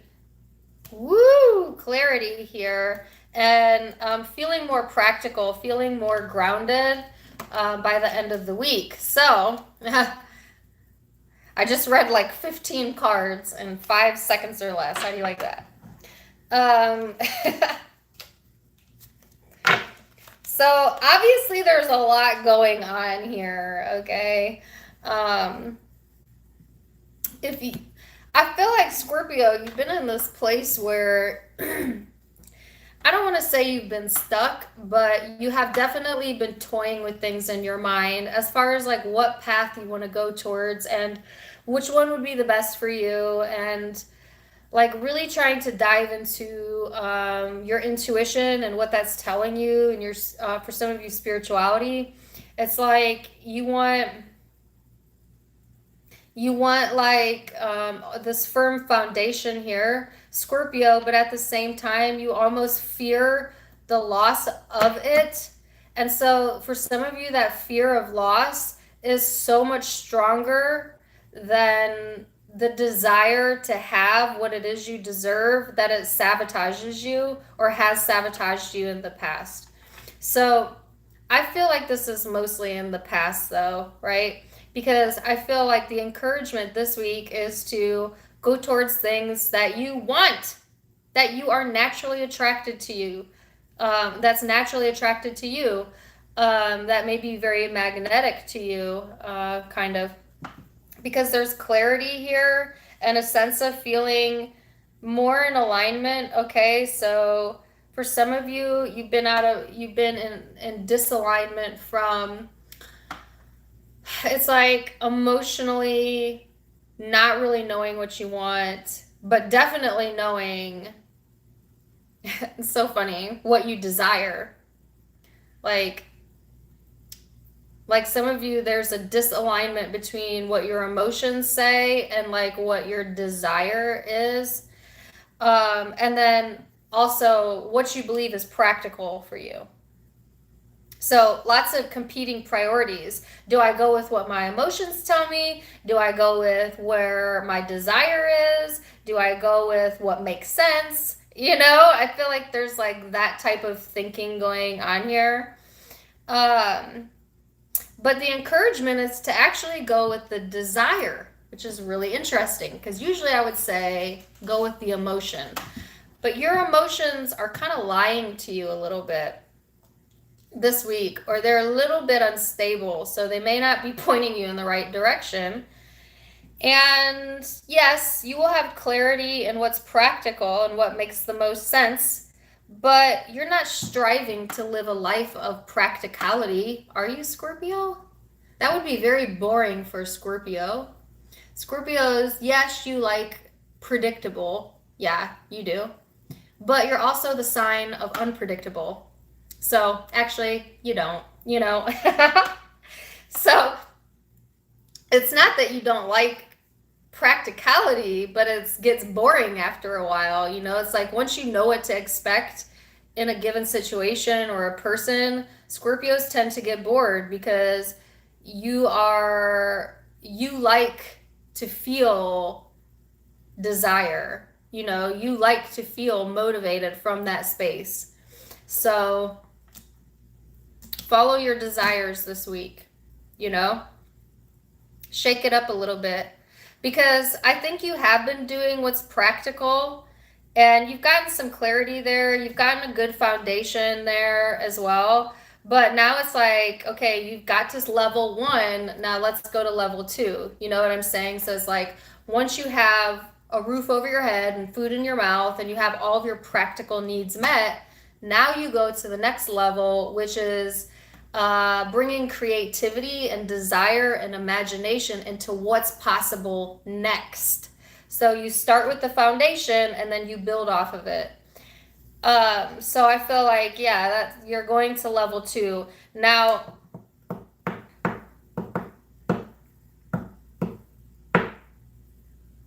just don't get over emotional. I'm speaking to Scorpio. Don't get all in your way emotionally this week, okay? Now, there's another obvious scenario here with 3 females showing up, so I'm going to go back to that because it's going to be for those of you in a third party, and it's really super specific. So I'm going to keep it general, and I'm going to go back because I cannot ignore that there's 3 different people here, especially if you're a male Scorpio, but it can be male or female.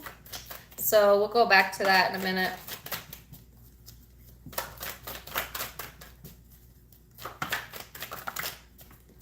So person you're dealing with is the Queen of Swords. Now you got 4 energies here. The Ace of Pentacles, the Queen of Swords.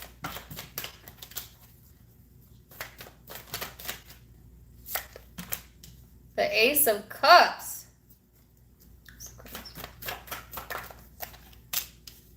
4 of Cups. So Scorpio, whoever this is that you're dealing with, they're hyper focused on the way that they feel. Absolutely. This person, they want commitment. They're in love with you. I've been seeing this for like 2 readings now. You have someone that is like totally in love with you for some of you, or they, because it keeps showing up, the Ace of Cups, or they just have a lot of love in their energy, or love to give, or they see that potential, or that's what they're looking for. Maybe it's not even with you. Maybe they're just in general looking for commitment and love, period. But I just feel like there is, at the same time, like a lot of attention being paid to what isn't as opposed to what is. And there's also some gossip here, or like some secret energy here with the 4 of Cups. So this person may be talking about you to other people, Scorpio, or you may be talking about them to other people, like trying to get information, or they may be doing that to you. And it's a little complex because there's a lot of love here. There's also an opportunity here, a potential opportunity here to be grabbed as well. But there's a lot of like he said, she said, and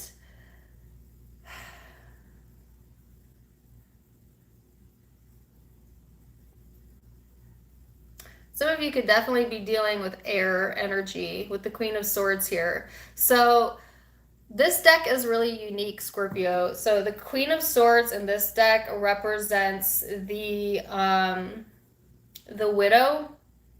Not saying that this person is a widow, but that's what it represents in this deck.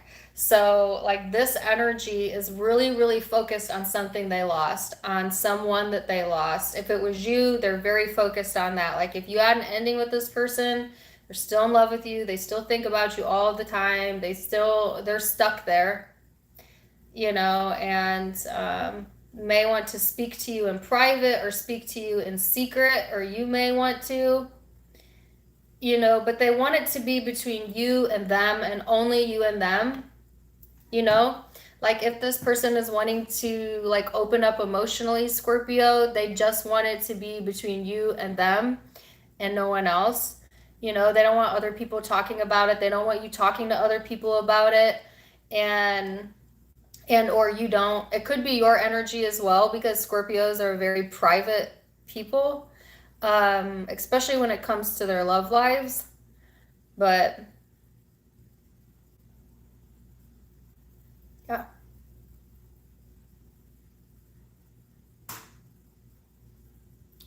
So that's for the general. Okay, this is general too, but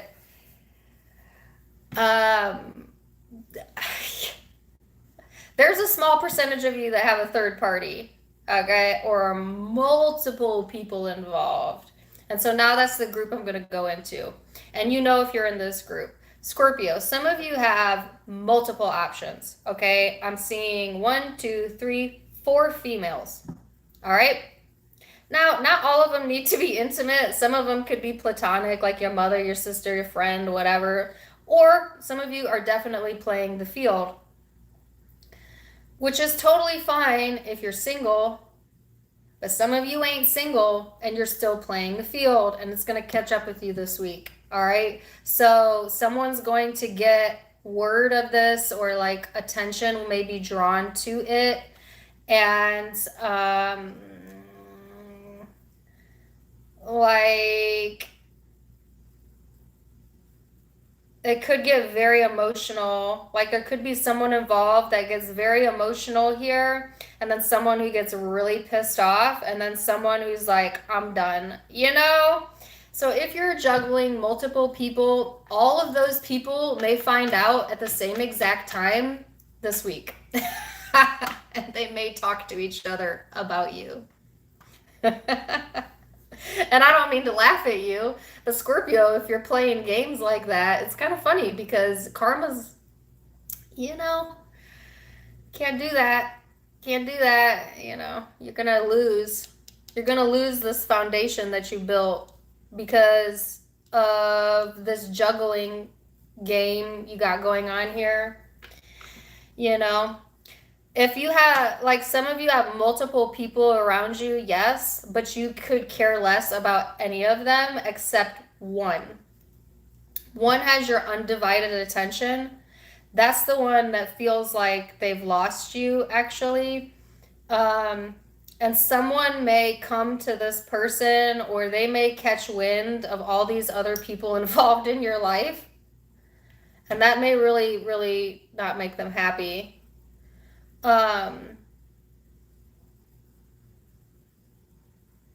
they still love you, so I guess it doesn't really matter. I don't know. So like I said, that's not for all of you, and you know if you have multiple options. You know you do. If you do, you know you do. And some of you do. You got, you know. But like, even if you are in this group and you have multiple options, you don't genuinely care about any of them except one. Like, you know, you might like the attention that you get from one, and you might like to like play with another one emotionally. You know, you might like to reject them even. And the other one, you might like the practicality of their energy, you know, but they don't necessarily excite you. And then there's one other one that has commitment potential and you're in love with. And you know who that is.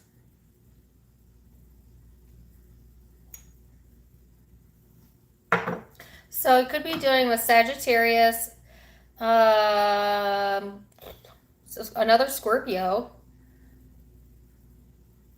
You don't have a lot of major arcana. You literally have every zodiac sign possible out here. There's so many people here. Could be Aquarius, Libra, Gemini. Could be Aries, Leo, Sag. Could be Cancer, Pisces, Scorpio, Capricorn, Virgo, Taurus. I literally have all of them here. So I feel like the water sign is unstable. The fire sign, there is attraction there. The earth sign, there's clarity. And the air sign is genuine love. If that helps you narrow it down. All right. So, ooh, I almost have 1,000 in here. That's my goal. That's my next goal, to get 1,000 in the chat.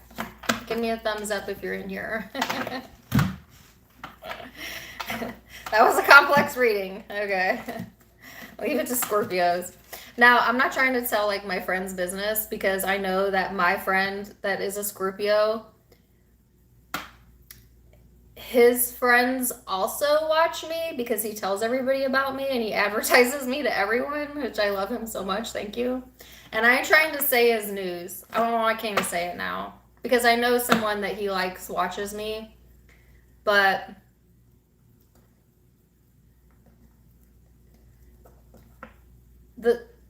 I can't say it. I don't want to get him in trouble. I feel bad now. It could be any Scorpio I know, but the Scorpio that I do know, he definitely got multiple options, you know, because he told me.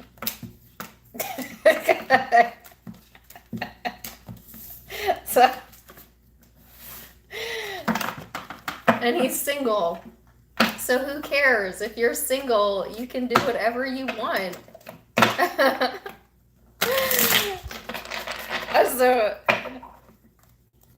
So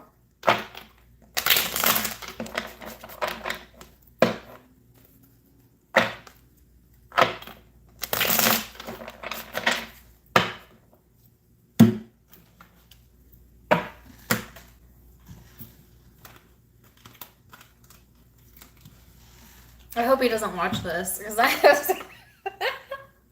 like I feel like I just outed my friend. But, I mean, come on now. My bad. I just seen that reading and I thought, oh yeah, okay, I know what that's about.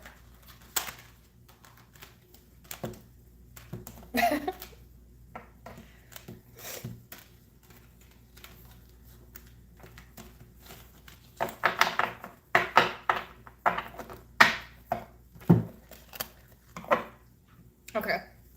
I feel discombobulated now.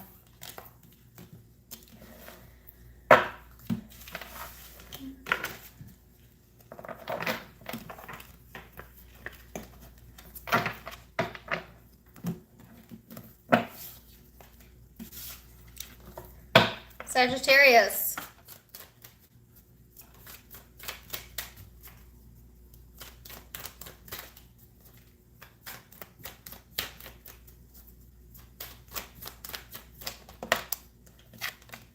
Sagittarius, you have Virgo energy here. You could be dealing with a Virgo or have that somewhere in your chart.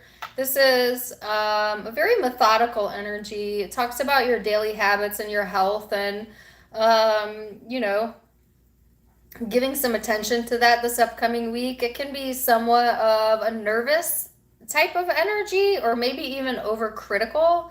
So be careful with that, Sagittarius, about over criticizing yourself or just being too hard on yourself or letting that leak out to where you're being too hard on other people, okay?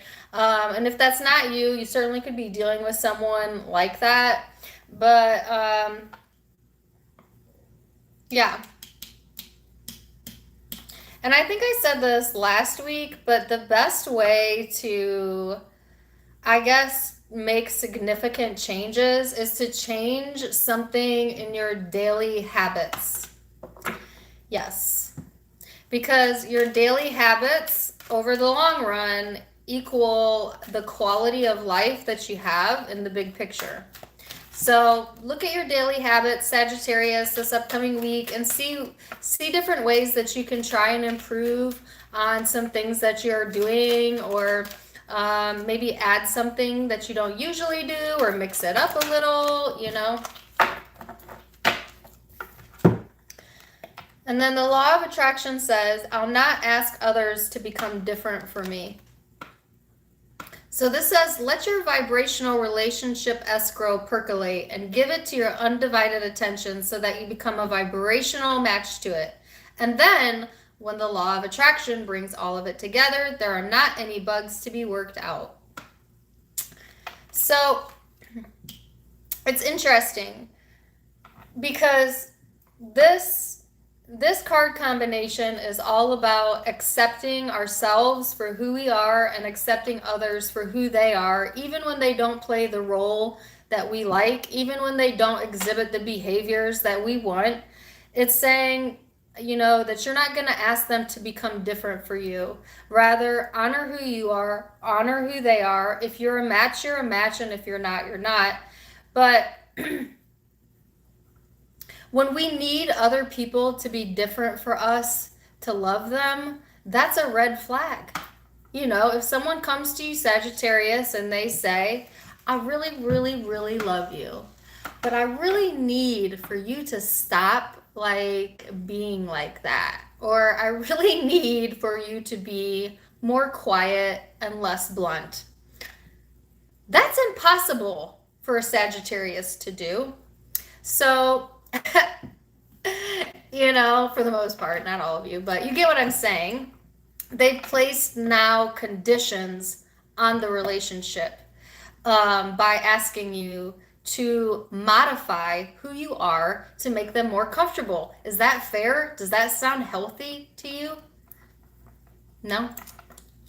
Vice versa, if that wouldn't feel good for someone to do to you, would it be justifiable for you to ask someone else to do that as well?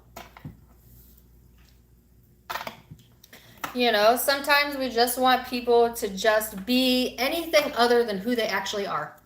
Because it would just be so much easier if you would just stop being who you are and be who I want you to be. You know? Think of how asinine that sounds, you know? But yet we do it. We do it all the time. We set expectations for our partners, for our children, for our family, for our friends, and if they don't fit those expectations, we get upset. Why?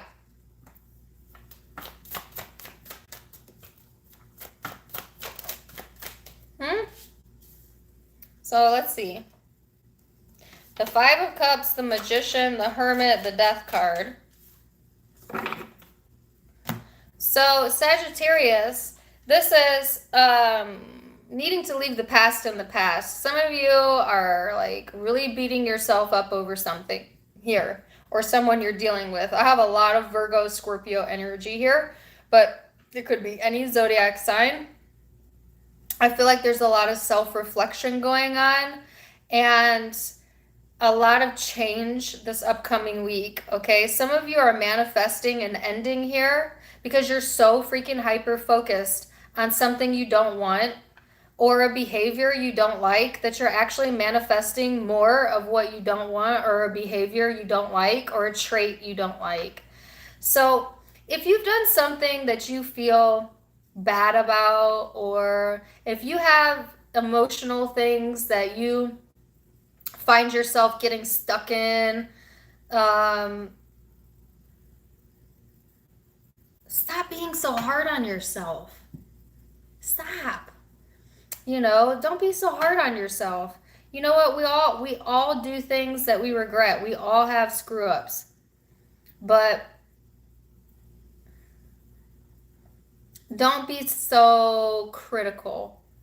And I feel it's a lot of self energy here, you know, and then like really going into this deep thinking state where you think about all the things that you aren't, and all the things that you should be that you aren't, and you get stuck there, and then you wonder why you can't break some really bad habits or cycles in your life because you're so focused on what you aren't, or you're so focused on what this person isn't, or, you know.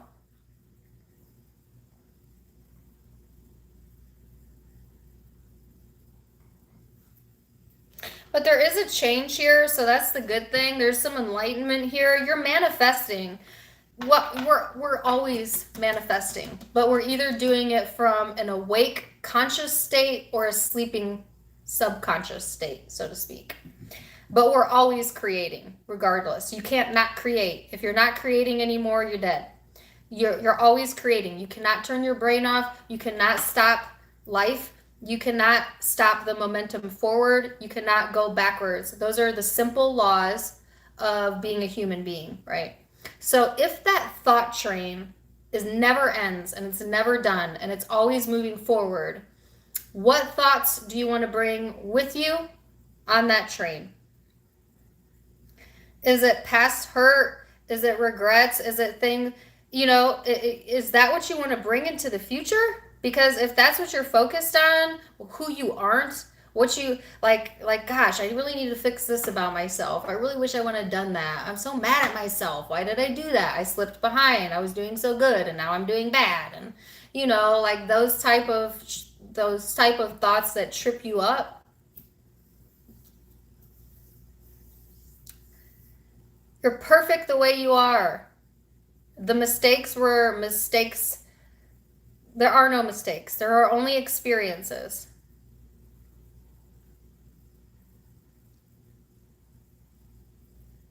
So change that train of thought here, Sagittarius.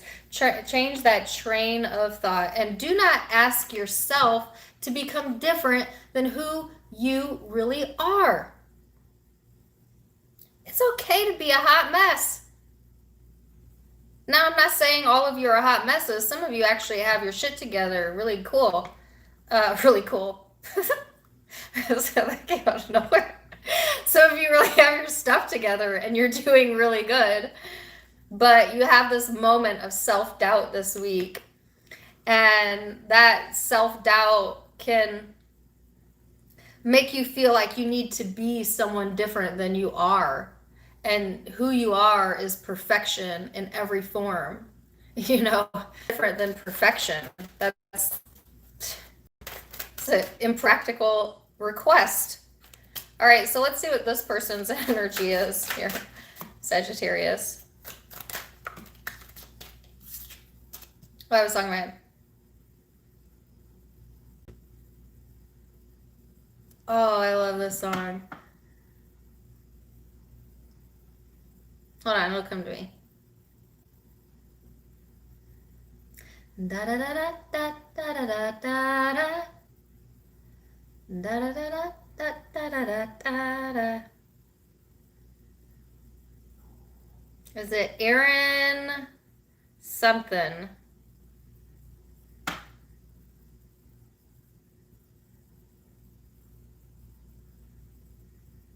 Oh, it'll come to me in a minute. All right, Knight of Wands, the Lovers, the High Priestess. What is the name of that song?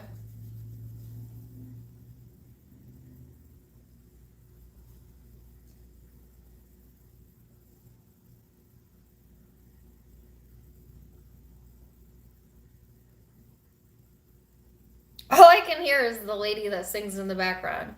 And it's nonsensical. She's like, oh, yeah. Oh, yeah. Anyways, it's a very happy song. And the song is about loving yourself. And Isle of Aaron, that's who sings it. Isle of Aaron or Aaron, actually. I shared it like a month or two ago. So, yeah. But the song is about just embracing who you are, really. The Knight of Wands, the Lovers, the High Priestess on this person's side. So this person's wanting action. They need to make a choice here on what they truly want, and they're trying to use their intuition to be able to do that. They may be a little bit secretive during this time frame. Why is that? Why is that? Ace of Swords and the Wheel. Okay, so this person's trying to get some clarity here as the right timing. My goodness, your person has been so obsessed with the right timing that they are wasting time. I don't mean to be hard on you. Can I speak to your cross watcher for a moment, Sagittarius? Now keep in mind, these can be interchangeable. People who are cross watchers, meaning you're not Sagittarius, you're watching for a Sagittarius. I have seen y'all sit in the wings and wait for the right timing for months now. Do you want to know when the right timing is? When you decide it's right. There is no outside force. There is no divine intervention here. You are the creator of your experience. And I see like that the person you're dealing with, Sagittarius, they keep waiting for the right time. They keep waiting for signs. They want to know synchronicity. They want all of this assurance that what they intuitively know is actually the truth before things move forward and they make this decision. All right, but you're never going to have full clarity because in life, we're meant to take chances. We're meant to take chances because we experience. We don't experience life sitting on the couch thinking about all the chances we didn't take. That would be dwelling. That would be counterproductive. But a lot of people do that. They just sit and they think, oh, I bet I could do that. I'm not going to do that because that would be scary. You know, or they fear the outcome so much they never actually put anything into motion. But you're meant to put things into motion and to take risks. You know, I'm not saying like be impulsive and just throw caution to the wind, but this person needs to risk something here, you know, and take some sort of action. Now, they may be taking action and getting clarity on what it is that they want and moving forward. And karmically speaking, it is, you know, going to push things forward. But your energy is so opposite of this person that I would think it would be hard for you guys to really understand each other during this time frame, right? Because some of you are really focused on the past or past issues, and this person's like rocket speeding into the future or waiting for the right time to take some sort of action here. And you've given up. So you might have someone here, Sagittarius, that's like getting ready to be ready to take action, and you may have given up. Like, especially if you're in separation, then you may have given up that this is going to be any different than it's ever been, or that things are going to change. In the meantime, this person's on this precipice of change. So you may not even see it coming.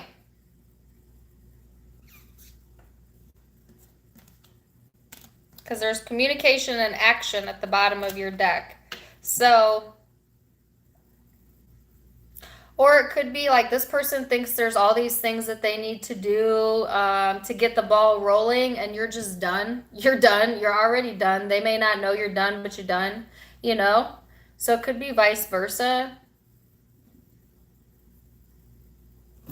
I want to know what the ending is. It's the Death. Oh, the Devil would come out. The King of Wands in the reverse. Oh my gosh. Kind of wishing I didn't clarify that.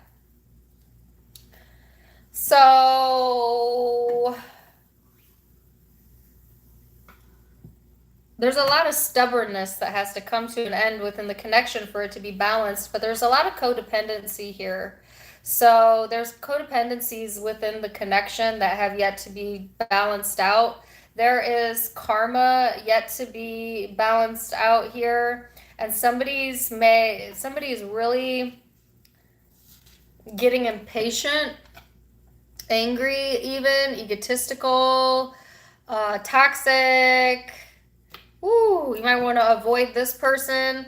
This is how I feel. I feel like if you're a Sagittarius male, I feel that's mostly your energy, especially if you have Scorpio in your chart, where you're getting like really frustrated and impatient, and you're obsessing over the past and things you can't fix and things you can't control, and you keep manifesting the past emotions into your future experience because you're stuck there. In the meantime, this person's taking action on their life. All right. If you're a female Sagittarius, I feel like you're dealing with a male that is getting in their own way, you know, and they might be very temperamental. They might be very codependent or very toxic, and, you know, only seeing the worst in themselves or others, and they may have a tendency to do that, you know, but you're over here. Then if that's your case, then I feel like you could either get sucked into that energy, Sagittarius, or you could honor yourself and not ask the situation to be different than it actually is, and not ask this person to become something other than who they are, and not ask yourself to change your energy to become something that is not who you are either. So it could be dealing with Virgo, Scorpio, Capricorn, Libra, Gemini, Aquarius, Pisces, Aries, Leo, Sag.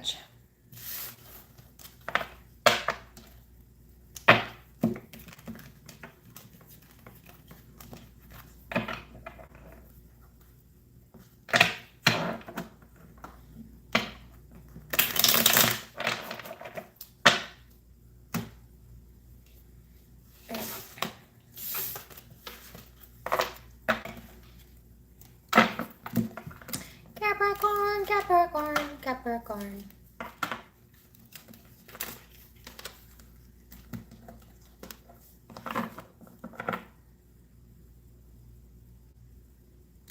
Okay, now the song's coming into my head.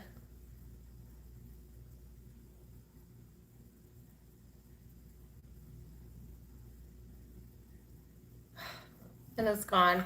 I cannot think of the lyrics to that song. Sagittarius. Da da da da da da da da da. It's such a good song too.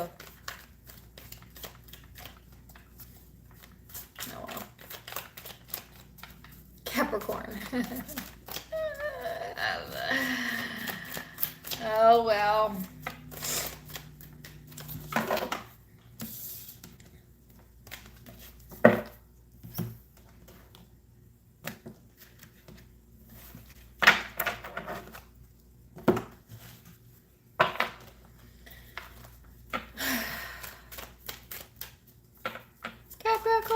Capricorn, Capricorn, Capricorn. 5th house of passion. Yes. I like this. Who else got this? Taurus, maybe? So this is all about performance, entertainment, love affairs, passion, humor, romance, your inner child, creativity, your heart chakra, etc. All of that being highlighted this upcoming week for my Capricorns. So very passionate type of energy here. Yeah. Whoa. So then you have my most important relationship is with my source. So there is no relationship of greater importance to achieve than the relationship between you and your physical body right here and now, and the soul source God from which you have come. So the most important relationship that you have in your life, and the only one that you truly have at the end of the day, Capricorn, is the one you have with yourself. The relationship you have with yourself. So for some reason that's important to remember this upcoming week, you know, because you may feel like the most important thing is everyone else and everyone else's needs and tending to everyone else and everyone else's needs. But it's actually, you know, most important to focus on your needs. And what is your relationship with yourself? Come from a place of inspiration this week, Capricorn.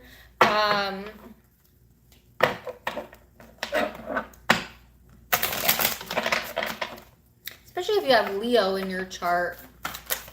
Woo. So then you have Justice, the Wheel of Fortune, the 8 of Swords, the 5 of Cups. So, Capricorn,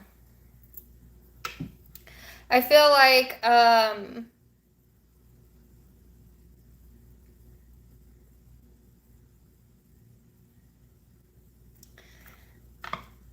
why would you be unhappy about justice being served?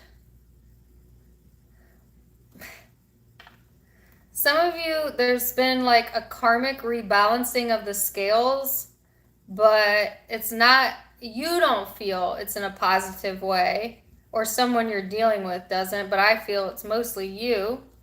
You know, I'm sorry, I need to know more about that. What's the 8 of Swords? 6 of Pentacles, Page of Pentacles,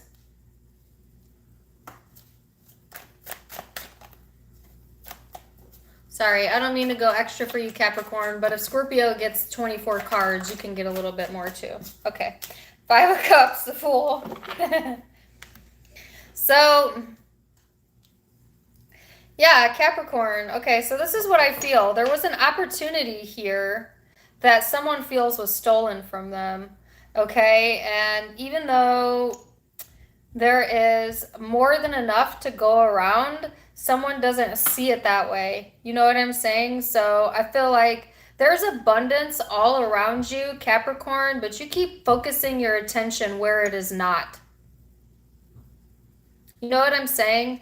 Like whether that's money or love or whatever this is that you're looking for, it's here for you. It's right here for you. It's right here for you. It's right here for you. When you get out of the belief that you cannot have it or that it's not here for you.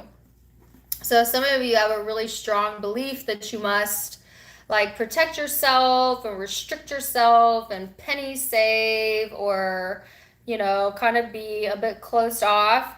And that kind of blocks the energy a little bit. It's like saying, loosen up, be a little playful, you know, things will come to fruition. Everything that you need is right here. So don't worry about it. It will come in divine timing. And don't get stuck in the past and assuming the worst. Don't get stuck in your head and assume the worst, because there is actually new potentials here to grow.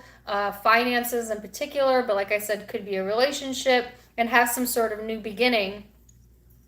You know what I'm seeing here, Capricorn?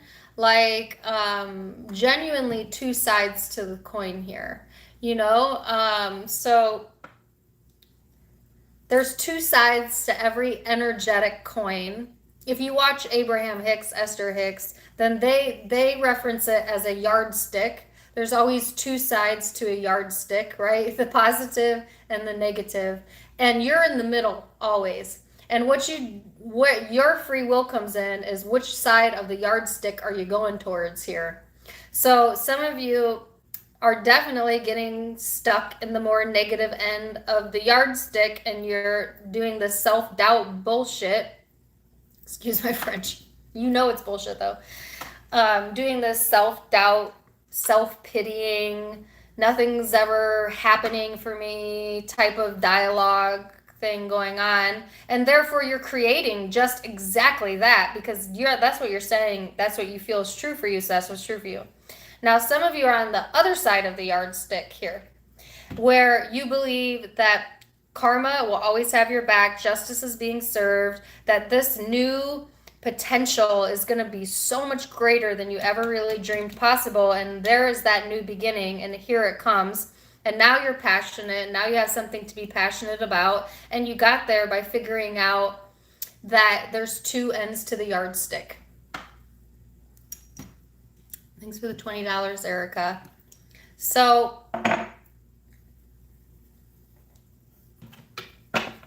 this week, it's absolutely 100% your choice where you put your energy. I mean, it's always your choice, but it's being highlighted in particular in this reading. So let's see what the person you're dealing with, what's their energy. 8 of Cups, the Strength card.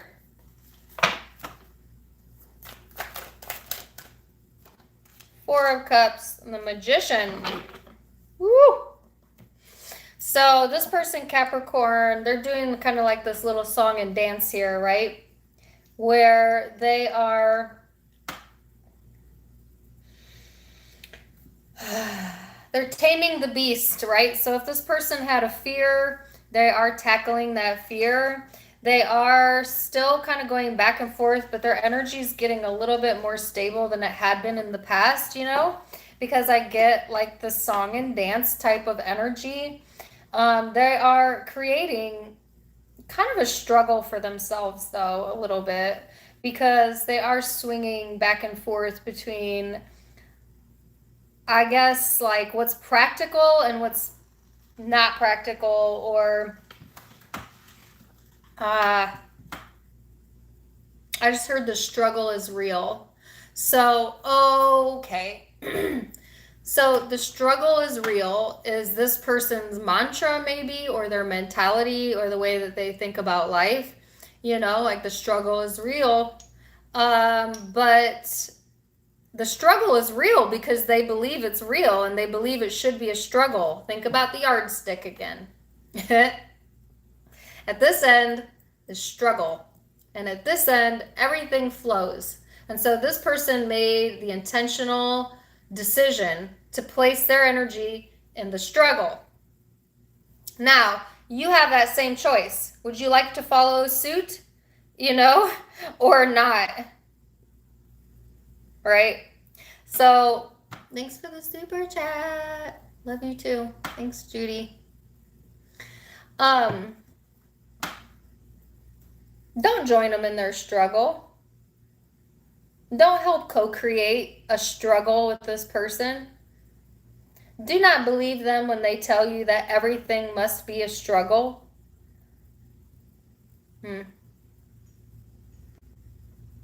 know?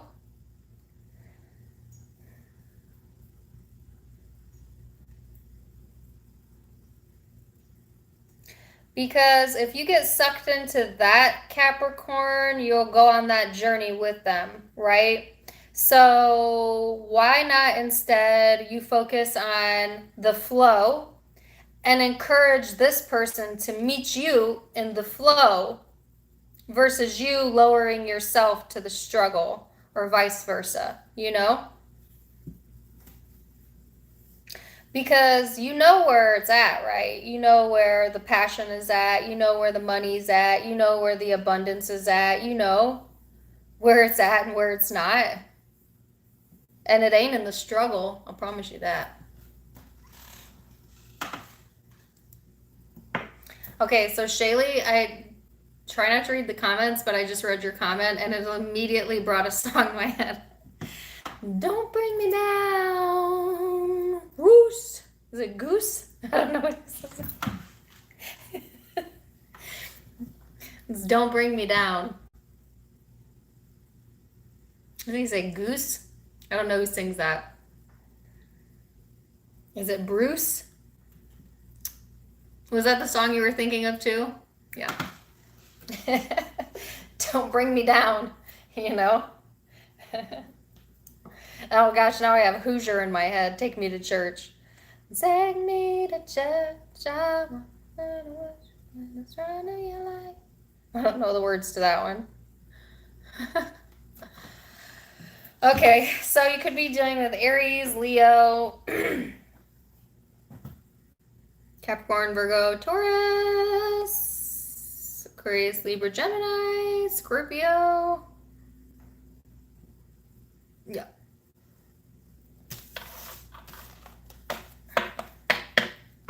Is it Bruce? Is it Cheap Trick? Okay. Don't bring me down, Bruce.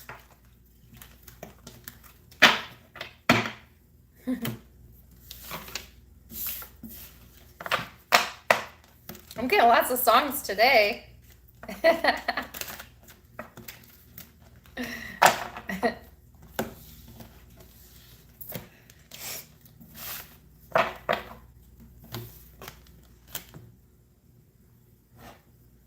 Aquarius.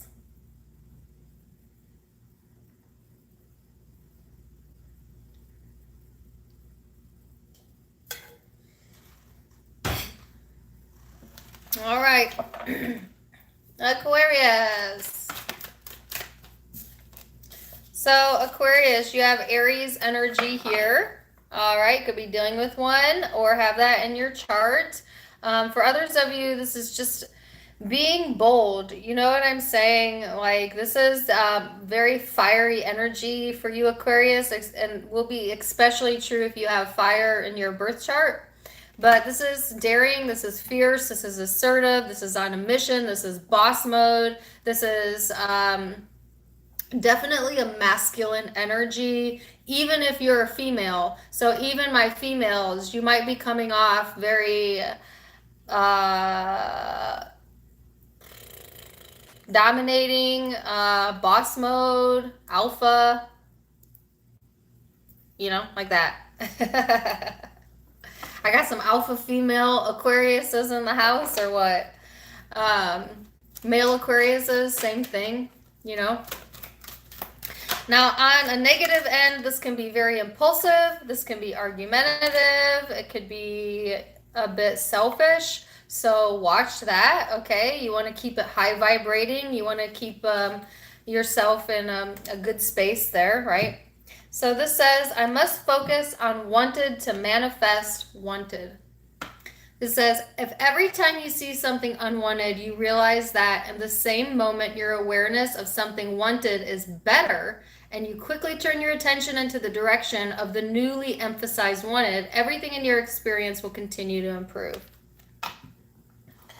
So again, that's what I was just saying. Aquarius, focus on what you want. Focus on the traits that you like about yourself. Focus on the pieces of your body that you like about yourself. Focus on the things in your life that you like.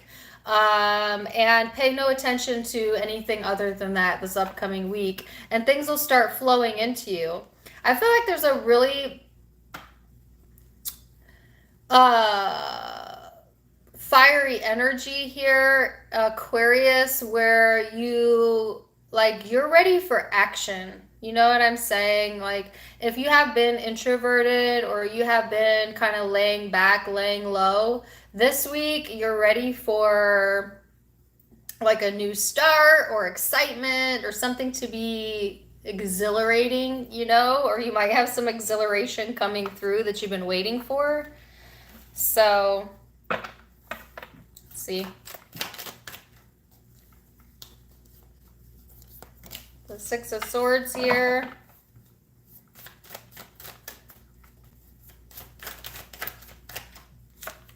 Page of Pentacles.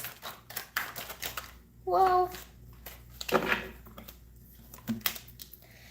Seven of Pentacles, Queen of Wands, the Emperor, more Aries energy, the Knight of Pentacles. I didn't mean to make that sound. I was like gasping. Not because it's bad. It's not bad. It's just conflicting, right? So you have all this very like practical energy, and then you have all of this very impulsive energy. And I feel that both sides of that coin are you. But it could be someone that you're dealing with. But let's start with you first, Aquarius.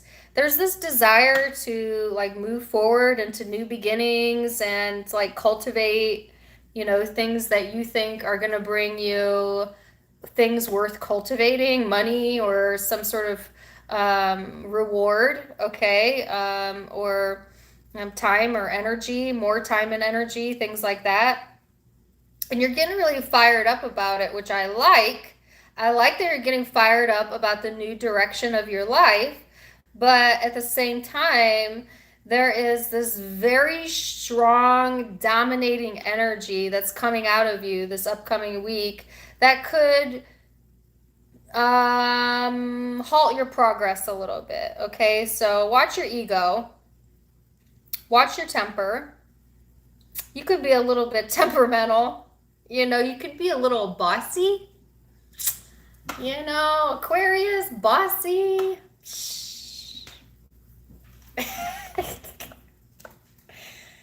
Okay, Aquarius, sometimes you come off as bossy to other people, and I say that with love. Y'all know I'm an Aquarius, but sometimes you do come off bossy because you know what's up, and you have no problem telling people that you know what's up, and so you know, and you generally do know what the most right thing to do is because you have an amazing intellectual capacity, right? But this week it might get in your way a little bit. You don't know everything. You can't know everything, you know?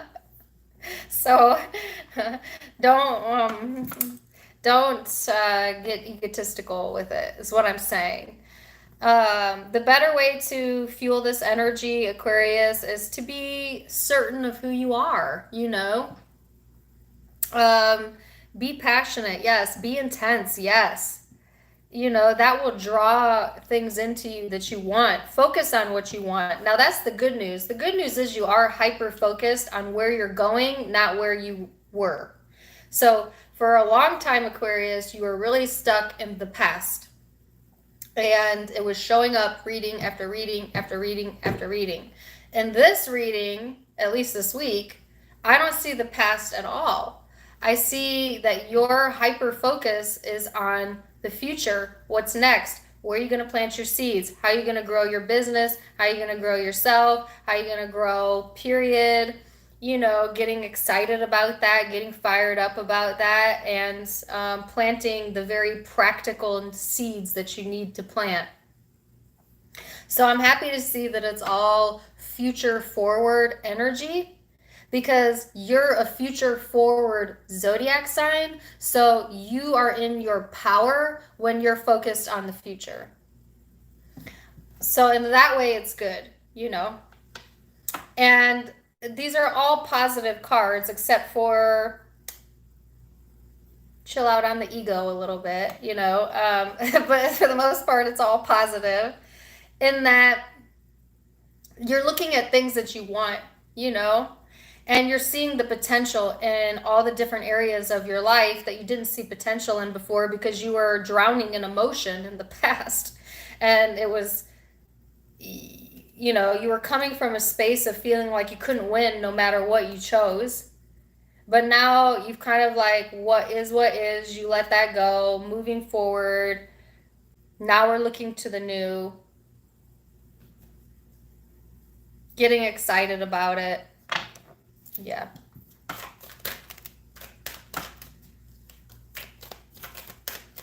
So what's your person up to? 3 of Wands, 8 of Wands, the Moon. I thought I had one more card. Okay. Yeah. Oh my gosh. A whole bunch of cards. No, just one. The Hierophant. So the person that you're connecting with, Aquarius, they want movement forward. They want to talk. If you haven't been talking, they have a lot of emotions here, and some of them have been suppressing it, or you have been, and it needs to be talked about, or it will be talked about for some of you. For others of you, it's just like this person is full steam ahead. So like if you're moving forward, they coming with you, you know, or they want to come with you, or they're in the same energy, you know, with or without you. But I feel for most of you, it's with you because they're showing up in your reading, but it doesn't have to be. Like this person is looking to their future as well, and they're trying to do the right thing. Aquarius, I keep getting the Hierophant no matter what. I think this person is, when it comes to like commitments and relationships, they want to feel like they're doing the right thing, whether their emotional self agrees with them or not. And some of them are in disagreement. So I don't remember which Zodiac sign that was for, but could have been Gemini.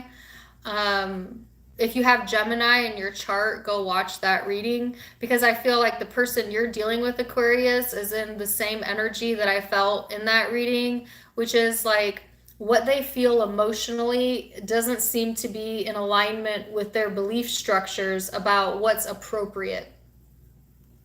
So for a few of you, like this person, the way that they feel, they shame themselves for it, so to speak, or they withhold it because they don't feel it's the appropriate thing to do in society's eyes or in someone else's eyes or whatever.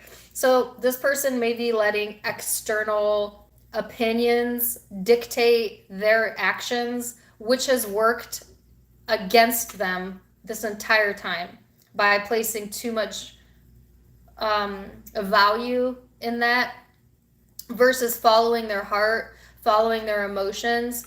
But I think that this person is getting to the space where the desire for movement forward is so much stronger than like the societal expectations, that I do feel that it's pushing them forward to either take some sort of action or communicate or express or emotionally move through this energy here, if nothing else. Okay, so what's the Hierophant? Really? I'm not reading all of those. Hold on, let's put them back. Off quick note, King of Cups, Five of Swords here.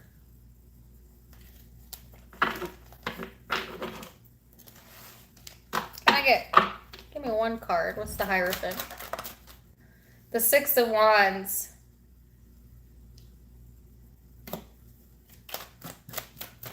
The Moon, what is that? The Ten of Wands. The Five of Swords came out again. So Aquarius, in the past, you know, there's been a lot of strife here. Okay, someone felt like they couldn't win, or nothing they did was right or good enough, whether that was you or they, but I actually feel both of you felt that. This is past energy though, you know, that's heavily still weighing in this person's vibe or in this person's mind. You have moved past it. They have not moved past it. That's what it is. See, because you were stuck there for a long time, Aquarius, and now you're all future forward.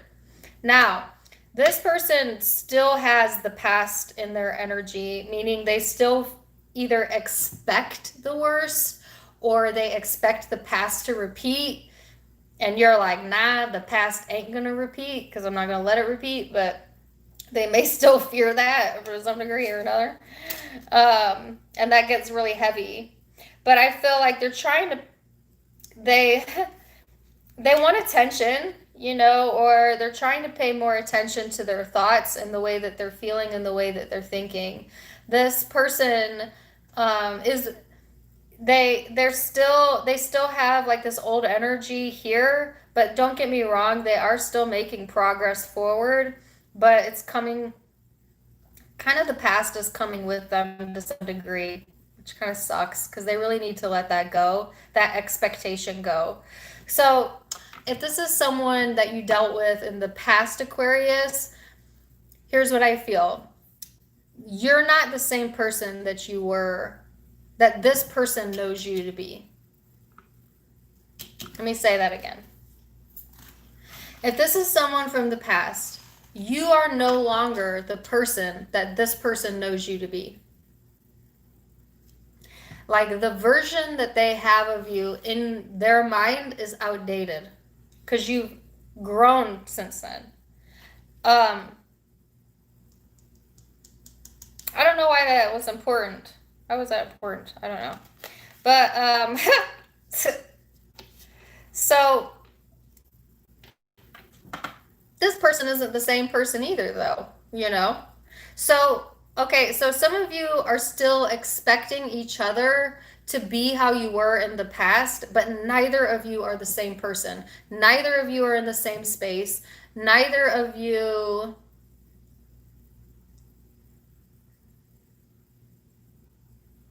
are the same, you know, as you were back then.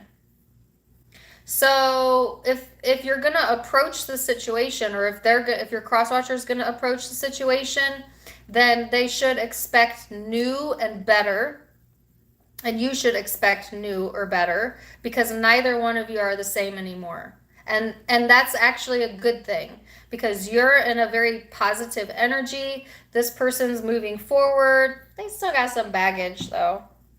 They might sabotage themselves if they really think the past is going to repeat. Then they may sabotage themselves, but they have a choice whether to give the past attention or to expect the best in the future. That's up to them, not you. So yeah, how often do we do that in life? We expect people to like be these inanimate objects that don't change over time, and then we get mad when people change, but it's natural. It's a natural progression of life to change, but our expectations have to change along with it. Okay? So it could be dealing with Taurus, Aquarius, Pisces, Aries, Leo, Sag, Aries again, Gemini, Aries again, lots of Aries, Capricorn, Virgo, Taurus, and Scorpio.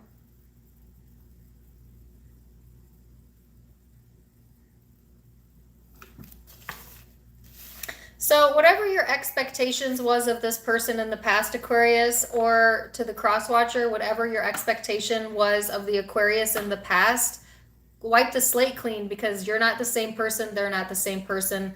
And so the old expectations don't fit the new you.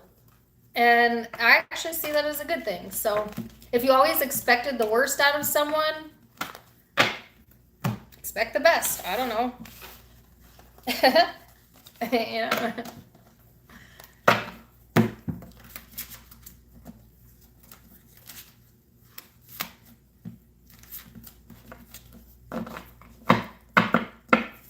Pisces.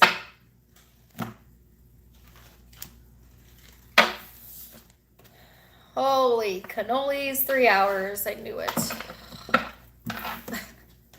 Dang it. Pisces. What does that say? Random question about Aquarius. Is it just me, or is there something about Aquarius eyes? I don't know. Do Aquarius have a certain eyeball color? I don't know.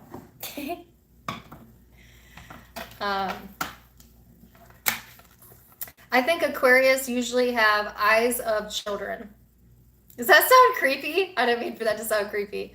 I think Aquarius people tend to have like this shine in their eye like a child. Because Aquarian people are genuinely like intrigued like a child by everything. So, I did notice that, you know. I watched this guy, sorry, Pisces, I'm gonna get you in a minute. I watched this guy on Netflix. It's so good. It's called Feed Phil, and it's on Netflix, and he's an Aquarius, and no offense, not that he watches me, this guy's like a millionaire, but he's really dorky. He's a super Aquarius. He's very Aquarius, very Aquarius. But he's so childlike and funny, and he's fun to watch, and he has the brightest, beautifulest blue eyes I've ever seen. It's called Someone Feed Phil on Netflix, and I don't know why. I just like his energy. I just like him. But I did notice his eyes right off the bat, so maybe it is an Aquarius thing. I don't know.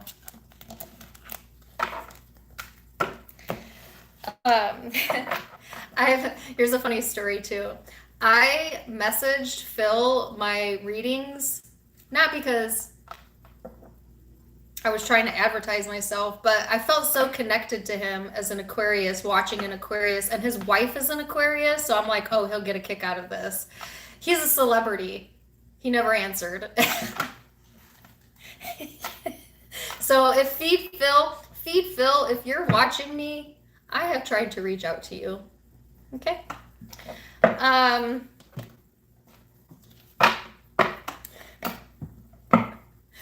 All right, Pisces. You have Cancer energy here. You could have that in your chart or be dealing with one. This is all about emotions, right? Which is not outside of your wheelhouse as a Pisces, right? It's all about comfort and nostalgia, feeling protective, very intuitive type of energy, very caring type of energy, but also highly moody. So watch that. You might have some moodiness this upcoming week. It's also highly introverted and a bit protective, you know, a bit protective here. So what is this about? You may be protecting your emotions right now, or... It says, the thoughts I think determine the relationship I attract. It says, not only does the power of your thoughts determine which people make their way into your life, but it determines how they behave once they get there. Interesting. So, this is basically saying your behavior encourages the behavior of the people around you. You know, and there's a lot of sayings on this, right? Like one of my favorite sayings is if mom's not happy, no one's happy. Well, you know, and that's the truth. You know, if mama ain't happy, the whole house gonna suffer. You know, but that's actually a very toxic way to live and to be, because people are only ever responding to the way that you are responding to them. So if you're cranky and you're in a bad mood and you're snippy and you're in that energy, expect that you're going to get that defensiveness back and maybe snippiness back, and you know, because it's going to reflect back to you. People reflect back to you what kind of vibe and energy you give them. You know, if you're a really kind-hearted person and you give kindness, you're going to find that people are going to be naturally more inclined to be kind to you. Isn't that crazy? Vice versa, if you're a bitch and you think everybody owes you something and you treat people like crap, people are not really going to want to be very kind to you, you know, because you get what you get. So that'll be important to remember this week. Pisces, that you're in control of that vibe, you're in control of that emotion, you're in control of that behavior. And what do you want to see emanated towards you? What you want someone to do towards you, you must give them the same emotional energy to them. All right, so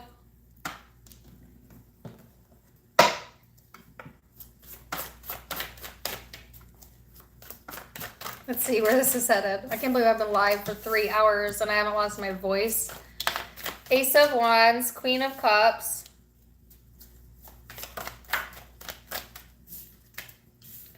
Six of Pentacles. Woo! Four of Pentacles. So the Queen of Cups is your energy here, Pisces. You're getting fired up. You're getting ready to really make a very emotional decision or to express yourself emotionally this week. And it's all about equal give and take, right? And that's what you're looking for. You want an equal exchange. Like, I give you love, you give me love. Like, we got to be on the same page here.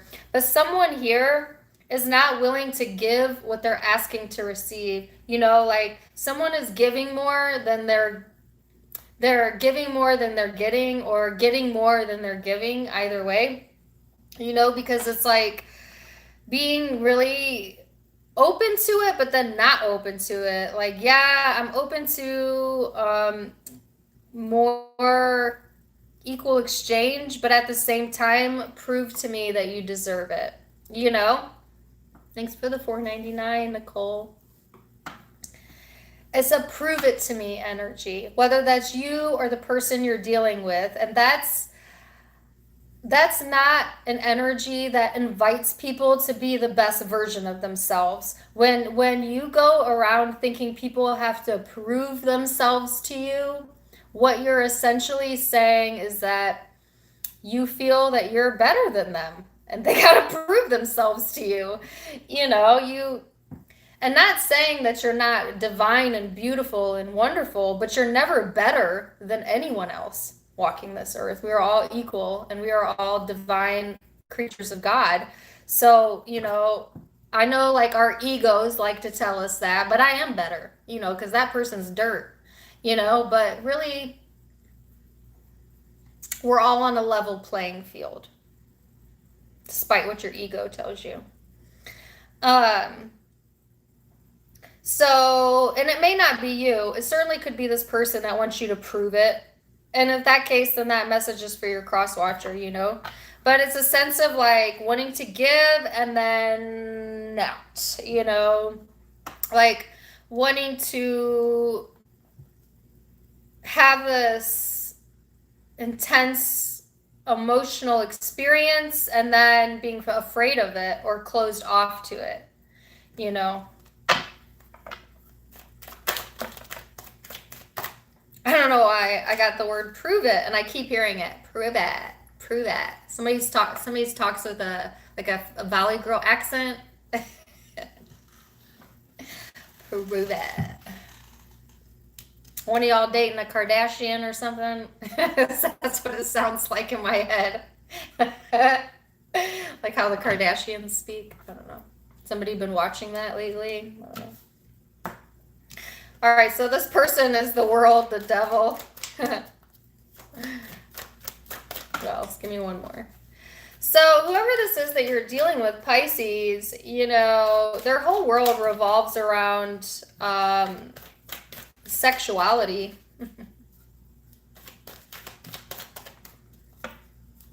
Or their penis. You know, I hate to say that. That's not for all of you, but come on. He's holding a phalange. Thanks for the super chat, Nigel. So for a good portion of you, this person makes a lot of their decisions based off of physical intimacy or what like they desire, or what they feel is like temptation. This person may have a very sexual nature about them or like a very sexual aura. You could be very sexually attracted to them or you. It's like this person almost lets their desire run everything in their life, or that's where they're creating from, which isn't a bad thing. Sexual energy is not a bad thing. It's good, but when it's overexpressed or that's the only driver, then it gets toxic. You know, so I get a lot of sexual energy over here with this person. And for a few of you, I'm just going to say it, they're secretly addicted to porn. I can't believe I'm saying this. I don't usually put people on blast like that, but the secret sexuality, their whole world revolves around it. How could I not see that? So that's just a few of you. And you're going to know. or you're going to find out if that's for you. For the rest of you, it's not necessarily sexual. It's more just like this person obsessively ruminates and ruminates and read between the lines and read between the lines, and they have a very secretive energy around them, or they have a tendency to like overthink things, and then it gets really toxic for them, and then it's hard for them to hear their intuition, you know. But I do feel a little bit of closed off energy. It's like emotionally you are available for this connection, but practically you're not, you know. You may feel emotions for this person, but they don't make sense in your practical world anymore, or where you're headed. And that could definitely be the case, because sometimes we love people, but we also know that they don't make sense in our lives, you know, or that they're not a part of the bigger picture. And that can be a really difficult space to be in if that's the space you're in. But it's just this energy of, you know, you will be there for this person if they need you, because Pisces, you're such a sympathetic and empathetic and beautiful water sign that you have the ability to give that, even when not deserved. And I feel that you do have that, and you would be there for this person if absolutely they need you, right? Of course. But at the same time, you're not trying to like go out of your way to like put it all out on the line. You know, it's like, I'll be generous if you come to me, but I'm not going to give you everything that I have to give, you know. And this person, they're really fixated on something over here. What is it? What's the devil?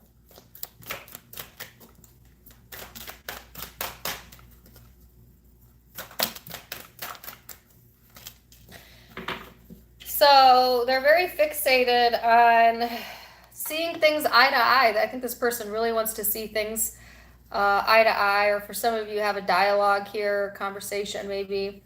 But at the same time, they're not showing you who they really are. Pisces, you know that. You're intuitive. You can see right through it. They're not really showing you who they really are. Or they have a mask that they wear, like a different personality that they are when you're not around. And maybe they think you're not aware of it, but you are aware of it. I think they try to keep it quiet for the most part, you know. Because there's a lot of quiet, there's a lot of secret, doesn't have to be literally secrets, but just quiet energy here.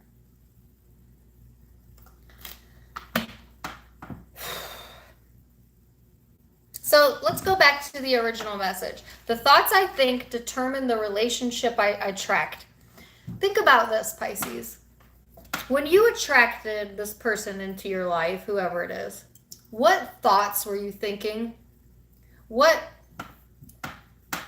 space were you in when you attracted this person into your life? Because that's going to tell you everything about the basis of why this person is in your life. Think about that. Think about that, okay? Yeah. So you could be dealing with Capricorn, Cancer, Pisces, Scorpio, Aquarius, Leo, Taurus, Virgo, Capricorn, if I didn't say that, Gemini, Libra, Aries, Taurus. Okay, so that's what I have for you guys. I've been talking for like a really, really, really long time, and my voice really hurts right now. I hope that you guys enjoyed it, and I love you so much. And like I said, when I hit 100,000, I'm gonna do free readings for anybody that shows up in the chat, and I'll announce when that will be. So stay tuned for that. Also, FYI, YouTube has been lagging. So when this video uploads, until the chat is published, it will seem off, meaning my lips will not match the audio if you're watching it from within the YouTube app. You can watch it before the chat publishes, but you need to watch it outside of the YouTube app, meaning you can watch it from the link on Facebook and it'll play just fine, or you can watch it from your desktop online, and it will play just fine. But if you try to play it within the app on your phone before the chat is ready to be published, it will seem off. And lately, it's been taking like 3 and 4 days for them to publish my chats, which is crazy ridiculous. And I did email YouTube about it, but so FYI, if you don't want to wait 3 days for my mouth to sync up with the audio, just watch the video on a regular laptop or online by going directly to the website, but not in the app. All right. And or come back in about 3 days and it'll correct itself naturally. But either way, I'm wishing you guys so much. I'm wishing you guys so much, really. I'm thanking you guys so much. And until next time, my friends, namaste. Bye.